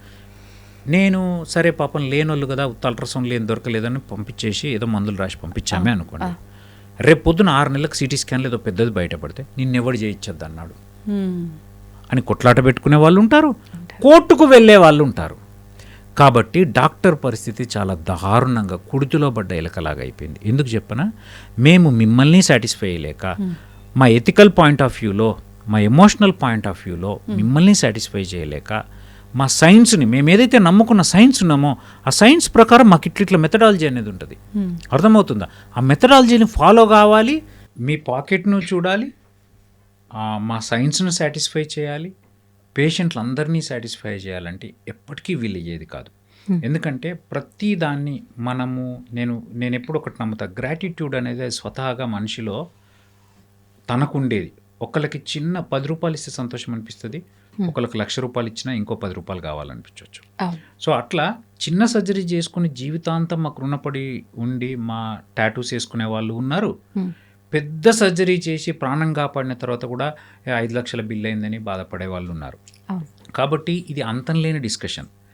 ఎందుకంటే మనుషులు ఉన్నంత కాలము సాటిస్ఫాక్షన్, డిస్సాటిస్ఫాక్షన్ అనేవి ఉంటాయి, అపోహలు అనేవి ఉంటాయి. సో ఒకటి నేను బేస్ లైన్ చెప్పదలుచుకున్నది ఏంటి అని అంటే, మా ఫీల్డ్లో చెడ్డ డాక్టర్ లేరు అని నేను అనట్లేదు, కొంత దోపిడీ జరగట్లేదని నేను అనట్లేదు. కానీ మెజారిటీ మంచిగా ఉంది, మంచి డాక్టర్లు ఉన్నారు, మంచి కార్పొరేట్ హాస్పిటళ్ళు ఉన్నాయి. మీకు ఇస్తున్న ఫెసిలిటీస్కి, మీకు ఇస్తున్న సర్వీసెస్కి వాళ్ళు చేయాల్సినంత చేస్తున్నారు. ఖచ్చితంగా అందులో ₹1 లాభం ఉండొచ్చు, ఇది నేను చెప్పబోయేది. కానీ దోపిడీ అని, అనవసరమైన టెస్టులని, ఎవడు అనవసరమైన, మేము ఒక తల్లిదండ్రుల నుంచి వచ్చాము, మాకు పిల్లలు ఉంటారు, మీకు ఈరోజు ఒక్క అన్యాయంగా ఒక పని చేసి ఒక టెస్ట్ చేసి మీకు ₹10 దోచుకుంటే మాకు వంట పట్టదు కదండి, మాకు నిద్ర పట్టదు కదా. అట్లా ఎందుకు అనుకుంటారు?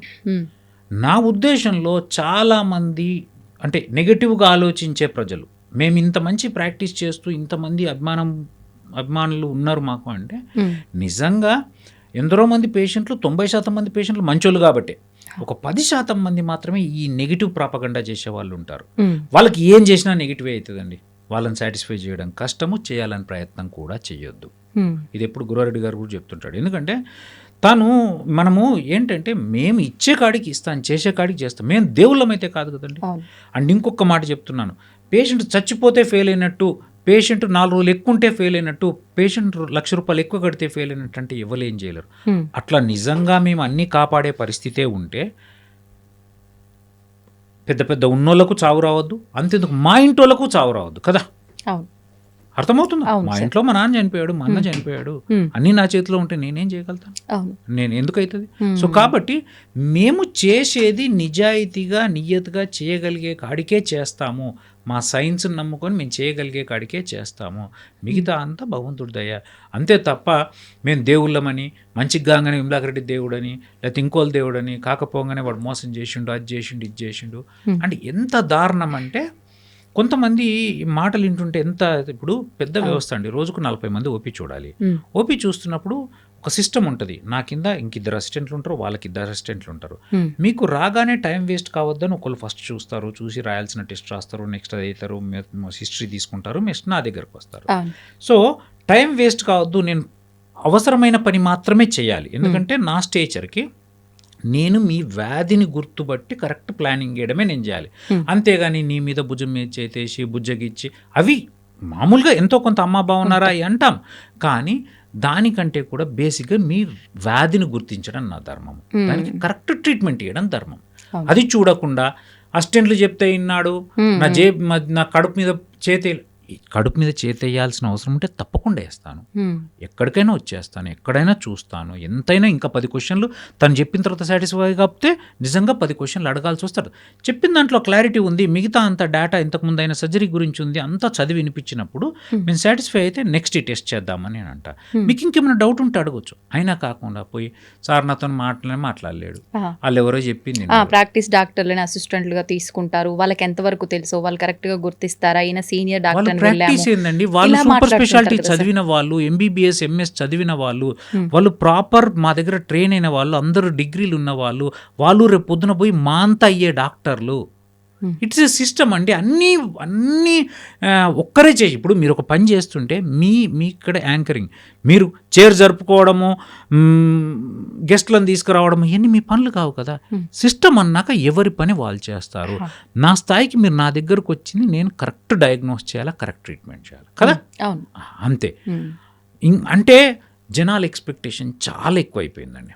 ఎక్స్పెక్టేషన్ ఎక్కువ, పెట్టే ప్రతి రూపాయిని వేస్ట్ ఖర్చు అనుకుంటారు.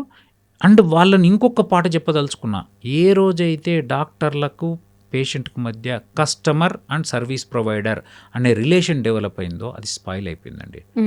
సో మేము కూడా కన్జ్యూమర్ కోర్టులోకి వస్తాం, అర్థమవుతుందా? సో అంటే కన్జ్యూమర్ కోర్ట్ అంటే అర్థమైంది, I'm a service provider, your a patient, your a customer.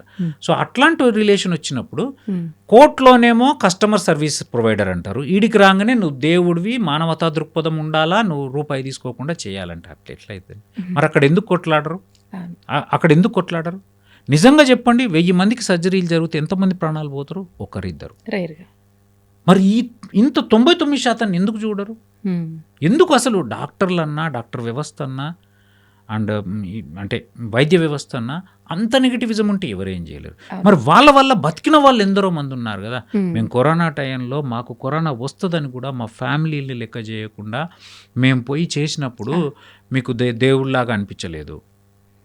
And నేను ఇంకో మాట, ఇదంతా అంటుంది ఒక 5-10% మంది, 90% మంది. నేను I'm very proud of my life. ఎందుకంటే నా ఫోటోలను, నా పేర్లను టాటూలు వేయించుకున్న పేషెంట్లు ఉన్నారు.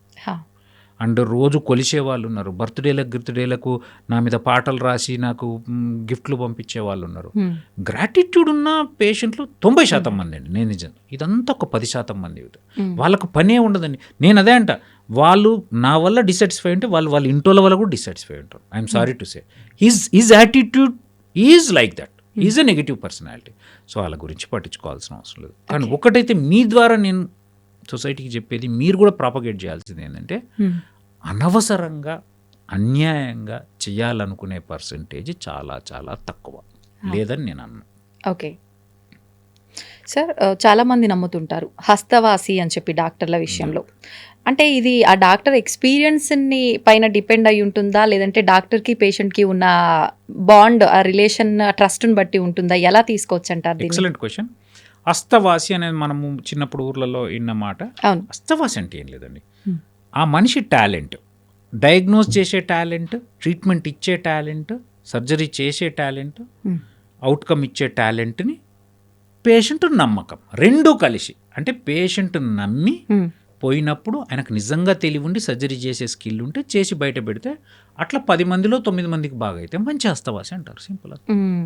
ఓకే, దానికి ఎక్స్పీరియన్స్ అనే పదాన్ని ఈ కాలంలో ఎక్స్పీరియన్స్ మ్యాటర్స్, బట్ అట్లా అని యంగ్స్టర్స్లో తెలివి లేదనేది నేనైతే ఒప్పుకోను. ఎందుకంటే చాలామంది చిన్న డాక్టర్లు ఫస్ట్ నుంచి ఎక్సెల్ అయిన వాళ్ళు ఎందరో మంది ఉన్నారు.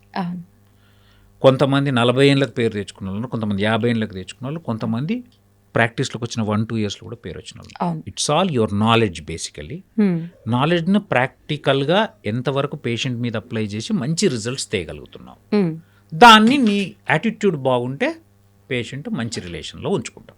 ఓకే, సో నేను అదే డాక్టర్ కూడా చెప్తాను, మంచి పేషెంట్ని నీ ఫ్యామిలీలాగా కన్సిడర్ చేయాలి, గౌరవించాలి, ప్రేమించాలి, అంటే నమ్మకం కలిగించాలి. ఎందుకంటే ఆయనకు ఫస్ట్ నమ్మకం కలగాలి. అరే ఇప్పుడు సర్జరీ చేస్తారు, ఇప్పుడు మా అయితే అన్ని సర్జికల్ ఫీల్డ్ కదా, అండ్ నా ప్రాణాన్ని ఆయన చేతిలో పెడుతున్నా, నమ్మకం కలగాలంటే కావాల్సిన ఎక్స్ప్లెనేషన్ ఇవ్వాలి, కావాల్సినంత చెప్పాలి, కావాల్సినంత కాన్ఫిడెన్స్లోకి తీసుకోవాలి. ఇప్పుడు ఒకప్పటి కాలంలో సర్జరీలు అనగానే ఖచ్చితంగా కోత, కానీ ఇప్పుడు అంత రిస్క్తో కూడుకున్నాయి కావు, చాలా అప్డేటెడ్ వర్షన్స్ వచ్చేసాయి ఆపరేషన్స్. కానీ ఎటువంటిదైనా ఎంత సింపుల్గా టెక్నాలజీ పెరిగిపోయినా కూడా సర్జరీ అనగానే ఒక రకమైన భయం. ఖచ్చితంగా మొత్తం భారం అంతా నీ మీదే అని చెప్పి డాక్టర్ని దేవుడిగా నమ్మి నమస్కరించే వాళ్ళు ఉన్నారు, దేవుడి పైన కూడా అంతే భారం వేసే వాళ్ళు ఉన్నారు. మరి ఇప్పుడు ఇది పెద్ద టాస్కే అనుకోవాలి డాక్టర్. మీరు కూడా దేవుణ్ణి దండం పెట్టుకోవడము, ఏదైనా చేయడం లాంటివి ఉంటాయా సార్? సో నేను నా ఒక్కడి విషయమే చెప్తాను. నేను కేసు కోతున్నప్పుడు దండకం పెట్టుకోవడం అట్లాంటివి ఎప్పుడు చేయనండి. ఇట్ డజంట్ మీన్ నేను దేవుడు లేడు అని నమ్మను. నేను నమ్మే ఏకైక సిద్ధాంతం ఏంటంటే ఈ ప్రపంచంలో ఏదో ఒక శక్తి ఉంది, ఆ శక్తి ప్రపంచాన్ని నడుపుతుంది. దాని పేరు మీరు దేవుడు అంటారా ఇంకోటి అంటారా నాకు తెలియదు. సో పొద్దున స్నానం చేసిన తర్వాత పోయి ఒక 3 భగవద్గీత శ్లోకాలు చదువుకొని బయటకు వస్తాను. ఇంకా ఆ తర్వాత నేను ఇంకా ఆయన మీద భారం మరి పొద్దునే వేస్తానేమో నాకు తెలియదు, ప్రతిక్షణం అయితే వేయను. నేను అన్నిటినీ అంటే సైన్స్ నమ్ముతా, నా డెడికేషన్ నమ్ముతా, నా హార్డ్ వర్క్ నమ్ముతా, టీం వర్క్ నమ్ముతా. మనం అన్నిటితో పాటు ఖచ్చితంగా ఆయన దేవుడి దయ ఉండాలి. అది మనం రోజు పొద్దున నువ్వు ఉన్నావు నాయనా, నేనంట నువ్వు నాకు ఈ జీవితాన్ని ఇచ్చినందుకు కృతజ్ఞుడిని అని చెప్తాను అంతే. ఇది నేను నమ్మేది. ఇక ప్రతొక్కరు పోయి దేవుడు ప్రతి సర్జరీ ముందు పూజ చేస్తారా అంటే ఐ డోంట్ థింక్ సో. చాలామంది డాక్టర్లు 85% ఆఫ్ ద డాక్టర్స్ నాలాగే ఉంటారు. They believe in some super power అంతే తప్ప పర్టికులర్ ఈ గాడ్ అంటే ఇష్టం, ఆ గాడ్ అంటే ఇష్టం, పోయి రిచువల్స్ చేయడము అట్లా యూజువల్గా ఉండారు. ఎందుకంటే మేము ఎందుకు ఆ సూపర్ పవర్ నమ్ముతామంటే ఎన్నోసార్లు మేము ఎంతో కష్టపడి చేసిన, కొన్నిసార్లు కష్టపడి చేసిన రిజల్ట్ అంత బాగుండకపోవచ్చు, కొన్నిసార్లు ఇది బాగా కాదు అనుకున్న మంచిగానే ఉంటాయి. అంటే మేము ఇంకోటి ఈ మానవ శరీరాన్ని మేము అబ్జర్వ్ చేస్తుంటాము, దాంట్లో జరిగేదంతా చూస్తే నిజంగా it's a great creation. So అందువల్ల మేము ఆ సూపర్ పవర్ను నమ్ముతాం. ఇంకా రోజు ఎందుకు ప్రతిక్షణం ఎందుకు టార్చర్ పెట్టము అని అంటే మాకు సైన్స్ కూడా తెలుసు కాబట్టి ప్రతిదీ దాంతోనే కాదు మన ప్రయత్నం చేసిన తర్వాతనే ఆయన సపోర్ట్ ఉంటుందని నమ్ముతాం కాబట్టి మా ప్రయత్నం మీద మేము కాన్సన్ట్రేట్ చేస్తాం. అయితే సార్ ఇప్పుడు కొంత ఎక్స్పీరియన్స్ వచ్చింది అనగానే వాళ్ళు ఒక పర్టికులర్ హాస్పిటల్లో చేస్తున్నారు అనగానే సపరేట్గా క్లినిక్ పెట్టుకోవడం కానీ ఆ హాస్పిటల్ నుంచి ఇంకో హాస్పిటల్కి వెళ్ళడం కానీ ఇలా జరుగుతూ ఉంటాయి. కానీ మీరు చూస్తే కిమ్స్ సన్షైన్ హాస్పిటల్లో గత 9 సంవత్సరాలుగా అక్కడే ఉండి చేస్తున్నారు, సేవలు అందిస్తున్నారు.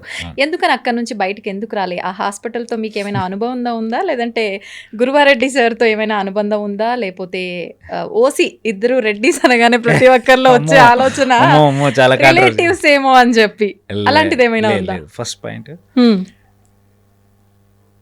గురువారెడ్డి గారు నాకు చుట్టం కాదు. ఫస్ట్ పాయింట్, చాలా మంది అంటారు గురువారెడ్డికి నేను కొడుకులాగా అని చాలా మంది అంటుంటారు. బట్ గురువారెడ్డి నాకు నిజాయితీ చెప్పాలంటే ఒక సంవత్సరంలో ఒక 2 నిమిషాలు కూడా నాతో ఆయన కలిసి మాట్లాడేది ఉండదు. అంటే but we have a very good relation. I have lot of respect. I consider him as like my godfather and all.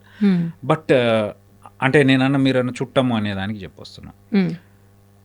డెఫినెట్గా ఎందుకున్నా అనేది చాలా మంది అడుగుతారు. మీరే కాదు బయట కూడా వేరే హాస్పిటల్కి రమ్మని హాస్పిటల్లో అడగడం కావచ్చు, లేకపోతే వేరే హాస్పిటలే స్టార్ట్ చేయమని అడిగేవాళ్ళు. బట్ నాకేంటంటే ఒక డాక్టర్గా నేను వచ్చిన నా బ్యాక్గ్రౌండ్కి నాకు 2 కావాలి. నాకు ఫ్రీడమ్ కావాలి, మీరు అన్నారే ఆ దోపిడీలో నేను పాటు కాకుండా ఉండాలి. సెకండ్ ఏంటి అని అంటే ఎంతో కొంత గౌరవం కావాలి. అది నాకు సన్షైన్లో ఉంది. ఇప్పుడైనా కిమ్ సన్షైన్ అయింది. ఒకప్పుడు సన్షైన్ లాగా ఉన్నప్పుడు కూడా అది ఆర్థోపెడిక్ హాస్పిటల్ అయినా నేను జిఐ సర్జరీ డిపార్ట్మెంట్ ఒక్కడిగా స్టార్ట్ చేసి ఇప్పుడు 11 మందితో ఒక పెద్ద డిపార్ట్మెంట్ బిల్డ్ చేసి అపెండిక్స్ నుంచి లివర్ ట్రాన్స్ప్లాంట్లు చేసే స్థాయికి, ట్రైనింగ్ ఇచ్చే స్థాయికి, పబ్లికేషన్లు చేసే స్థాయికి తీసుకెళ్ళాను. సో దానికి నాకు ఉన్న కంఫర్ట్, నాకు వాళ్ళు స్పెషల్గా నాకు మార్కెటింగ్ చేసో లేకపోతే నన్ను ఎత్తుకోనో ఏదో చేసిర్రా నేను అక్కడ ఉండలేదు. నేను ఏం చేసి నేను ఎదుగుతూ నేను కష్టపడుతూ ముందుకు పోతే నన్ను ఎవరు ఆపలేదు. సో ఆ కంఫర్ట్ కోసం అండ్ ఖచ్చితంగా ఆ గౌరవం ఉంది. సో అందుకే కష్టాల్లో ఉన్నప్పుడు కూడా, అంటే హాస్పిటల్ ఇబ్బందుల్లో ఉన్నప్పుడు కూడా, ఎట్లాంటి పరిస్థితులైనా నేను హాస్పిటల్తోనే ఉన్నాను. ఏ రోజు హాస్పిటల్కి ఇబ్బంది కలిగనియలే. నాకు డెఫినెట్గా హాస్పిటల్ స్పెషల్ ప్రివిలేజెస్ ఇవ్వకపోయినా కష్టపెట్టలేదు. సో కాబట్టి I have lot of respect towards Guruva Reddy గారు. ఎందుకంటే నా ఒక్కడితో నాకు నేనంటే స్పెషల్గా అటాచ్మెంట్ ఏమి ఉండకపోయినా ఒక మంచి గౌరవం, అరే వీడు కష్టపడి పైకి వచ్చిండు అని ఒక ఫీలింగ్ తనకి ఎప్పుడు ఉంటుందని నేనైతే అనుకుంటా. బట్ స్పెషల్ ప్రివిలేజ్ అని అట్లా ఆయన అందరితో బాగుంటారు, అందరినీ మంచి ప్రేమగా చూస్తాడు, అందరినీ ఇష్టపడతారు, అందరినీ కష్టపడే వాళ్ళను, కష్టపడి పనిచేసే వాళ్ళని ఎవరినైనా ఇష్టపడతారు. నాకు బేసిక్గా అక్కడ ఉన్న పాజిటివ్ వైబ్ అంటే ఇష్టం. నాలాగే సార్ కూడా పాజిటివిజం అంటే నమ్ముతాడు, మనిషి ప్రేమకి ఎక్కువ విలువిస్తాడు, హ్యుమానిటీకి ఎక్కువ విలువిస్తాడు.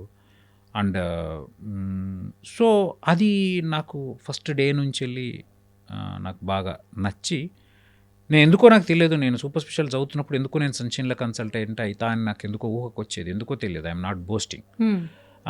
అది మరి ఎందుకు మెటీరియలైజ్ అయిందే.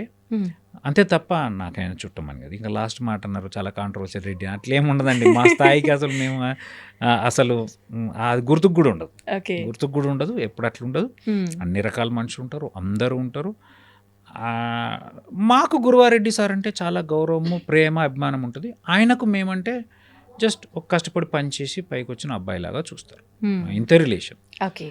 మేము మమ్మల్ని ఇష్టపడి ఆయన ప్రేమించాలనుకుంటాం, బట్ ఆబ్వియస్లీ ఆయన ప్రపంచం పెద్దది కాబట్టి మనం చాలా చిన్న ఆయనకి, అంతే. ఓకే సార్, మామూలుగా మనకు కొంచెం స్ట్రెస్ ఉంటేనే పక్క మనిషితో మాట్లాడే విధానం ఆటోమేటిక్గా దురుసుగా ఉంటుంది. పీస్ఫుల్ మైండ్ లేకపోతే మాటలే సరిగ్గా మాట్లాడలేం. అవును. అట్లాంటిది మీరు ఇంత బిజీ షెడ్యూల్లో ఉండి ఎన్నో రకాల బాధ్యతలు మీ పైన ఉండి కూడా పుస్తకాలు రాయటం, కవితలు రాయటం అనేది నిజంగా చాలా తక్కువ మంది చేస్తారు డాక్టర్ ప్రొఫెషన్లో ఉన్నవాళ్ళు. కానీ మీరు కవితలు రాస్తుంటారని చెప్పి విన్నాను. ఒక బుక్ రాశారు, అందులో ముందు మాటగా గురువారెడ్డి గారి అవును. మాటలు. అవును. ఎలా అనిపించింది సార్ మీకు? రాయాలని ఎందుకు ఏం అనిపించింది? లేదు, యాక్చువల్గా నేను కవితలు రాసి కవిత్వం రాసి అంత కవినని నేనైతే అనుకున్నాను. అందుకే దానికి ముందే టైటిల్ పెట్టాను, ఎవరు తప్పులించకుండా కవి రాయని కవితలు. సో బేసిక్గా తెలుగు మీడియం నుంచి వచ్చాను, తెలుగు మాత్రమే వచ్చు, ఇంగ్లీష్ అంతంత మాత్రం వచ్చు. అండ్ నాకు నిజంగా తెలుగు లిటరేచర్ అంటే చాలా ఇష్టం. ఇప్పటికీ బుక్స్ చదువుతూనే ఉంటాను. ఓకే. రెగ్యులర్ మీరు నా ఓపీకి వస్తే ఓపీ ముందర ఒక లైబ్రరీ ఉంటుంది, నా ఇంట్లో కూడా లైబ్రరీ ఉంటుంది. వీలైన కాడికి టైం దొరికినప్పుడల్లా ఎంతో కొంత. రీసెంట్గా నల్ల పిల్లన గ్రోవి అనే బుక్ను కంప్లీట్ చేశాను బై గూన్ల వెంకటనారాయణ అని ఒక యంగ్ రైటరు, ఆయన బుక్ కంప్లీట్ చేశాను. సో అట్లా నాకు బుక్స్ చదవడం ఇష్టం. ఆ తెలుగు చదువుతున్నప్పుడు ఆ ఫ్లేవర్ని నేను ఎంజాయ్ చేస్తాను. ఆ పదాలని అంటే దాన్ని ఏమంటే ఆ పదప్రయోగం, డిక్షన్ అంటారు, దాన్ని నేను ఎంజాయ్ చేస్తుంటాను. సో దాంతో కొంచెం తెలుగులో ఉన్న కొద్దిగా పట్టు అన్ను కొంచెం వచ్చు, ఎక్కువ రాదు. సో దాంతో నాకు తోచినట్టుగా పేపర్ మీద పెట్టడం అలవాటు. అట్లా కొన్ని రాసిన తర్వాత ఫస్ట్ నేను ఎంబీబీఎస్లో ఉన్నప్పుడు అడపా రాసేవాడిని. రాసినప్పుడు నా ఫ్రెండ్ మహేందర్ అని ఉంటాడు, వాడు ఒక బుక్లో రాసి పెట్టాడు. పెళ్ళైన తర్వాత నా వైఫ్ నమిత రాసి పెట్టింది. సో దాని తర్వాత ఒకరోజు నా కొలీగ్స్లో గౌరాంగ్ అని నా జూనియర్ ఉంటాడు, వాడికి ఎందుకో ఒక బుక్ లాగా చేయాలని ఒక ఫస్ట్ ఊరికే ఫోల్డర్ లాగా తీసుకొని వస్తే ఐ థాట్ ఒక బుక్కే ఇద్దామని వేసి గురువారెడ్డి సార్ పంపిస్తే గురువారెడ్డి సార్ నా ముందు మాట రాయడం జరిగింది. సో కానీ నాకు నిజంగా దానికి అంత విలువ ఉందనేది ఇప్పుడు కొన్ని వేల రీప్రింట్లు చేసినాం, ఇప్పటికీ ఒక 5,000 పైన బుక్కులు ప్రింట్ చేసినాము. అవి చేపించిన 6 నెలల కల్లా అయిపోతాయి. చాలామందికి అవి ఇష్టమవుతున్నాయి. నేనైతే అందులో సాహిత్యం ఉందో పెద్ద కవిత్వం ఉందో అది జరుగుతుందని నేను అనుకోవట్లేదు. జస్ట్ నాకేది అనిపిస్తే అది ఊరికే మాటలు రాసిన అది జెన్యూన్గా వచ్చి నేను చదువుతా అర్థమవుతుంది. ఇది జెన్యూన్ ఆయన హార్ట్ నుంచి వచ్చిన పదాలను అర్థం, అందుకే అందరికీ నచ్చుతున్నాయి. అలా పెద్ద సాహిత్యము పెద్ద కవిత్వము ఉంటే నేనేదో గొప్ప కవిని అని అయితే నేనైతే అనుకోను. బట్ అది నిజంగా చాలామందికి టచ్ అవుతుంది. అండ్ ఈ మధ్య కూడా రాస్తున్నాయి, ఇంకా మళ్ళీ కొన్ని పైన మేబీ ఒక కొన్ని రోజుల తర్వాత ఇంకో బుక్ కూడా ప్రింట్ చేయిస్తానేమో. అది నాకు నిజంగా తెలుగు సాహిత్యం అంటే ఇష్టం. అండ్ నేను ఒకటి చెప్తాను, మీరు అన్నారు కదా డాక్టర్కి తను ప్రొఫెషన్ కాకుండా మిగతా ఏదో ఒకటి, అది ఆట కావచ్చు, పాట కావచ్చు, కవిత కావచ్చు, రాయడం కావచ్చు, చదవడం కావచ్చు, ఏదో ఒకటి ఉండాలి. ఉంటేనే వాళ్ళ మైండ్ స్టేబుల్గా ఉంటుంది, బ్యాలెన్స్డ్గా ఉంటుంది, వాళ్ళకు నెగిటివిజం నుంచి దూరంగా ఉంటారు. లేకపోతే అదే మూస పద్ధతిలో అదే ప్రొఫెషన్లో కొట్టుకొని అదే కాంపిటేటివ్లో అదే ర్యాట్ రేస్లో కొట్టుకొచ్చేస్తారు. సో అది one of the important thing. అది కూడా నన్ను గురువారెడ్డి గారిని కనెక్ట్ చేశారు. తనకు సాహిత్యం అన్నా లిటరేచర్ అన్నా చాలా ఇష్టం. సో ఆయన ఈ వయసులో తెలుగుకు నేర్చుకుంటున్నాడు క్లాసెస్లో పెట్టుకుని. సో అంటే నేను అనేది దట్ కనెక్ట్స్, అంటే beyond your thing, balancing everything, అది నాకు ఇష్టం తెలుగు. Okay, super sir. నిజంగా మీతో మాట్లాడినంతసేపు మాకు కావాల్సిన కొంత ఇన్ఫర్మేషన్ ఇస్తూ లైఫ్కి సంబంధించిన విషయాలు కూడా ఎలా ఉంటే ఎలా వెళ్తాము, ఇలాంటి మంచి విషయాలు నిజంగా ప్రతి ఒక్కరికి ఒక మోటివేషన్ లాగా పనికొస్తాయి మీ మాటలన్నీ కూడా. మీరు ఎంత బిజీగా ఉన్నారో మాకు తెలుసు. మీరే అన్నారు స్టార్టింగ్లో 8 నెలల నుంచి అడుగుతుంటే ఇప్పుడు వచ్చాను ఫైనల్లీ అని చెప్పి. అంత విలువైన సమయాన్ని మా కోసం కేటాయించి ఇంత మంచి విషయాలు మాతో షేర్ చేసుకున్నందుకు థ్యాంక్ యూ సార్. నేనే మీకు థ్యాంక్ యూ చెప్పాలి. ఎందుకంటే చాలాసార్లు ఫస్ట్ ఆఫ్ ఆల్ సారీ, ఎందుకంటే చాలా కాలంగా అడుగుతున్నారు ఐటీ వాళ్ళు, almost more than 8 months 1 year నుంచి. నాకు టైం లేక రాలేకపోయినా, but I had a very good time. నిజంగా ఫస్ట్ నేను ఈరోజు కూడా నాకున్న బిజీ షెడ్యూల్, ఈరోజు 4-5 సర్జరీలు ఉన్నాయి, చాలా అవి ఉన్నాయి, ప్రోగ్రామ్స్ ఉన్నాయి, బట్ స్టిల్ ఈరోజు ఎట్లాగైనా మీకు చెయ్యాలి అని మీ మీద గౌరవంతో కావ్య గారు పర్సిస్టెన్స్ తో రావడం జరిగింది. Thank you so much. Thank you I dream, thank you Vijitha గారు, thank you Tarun, thank you Kavya.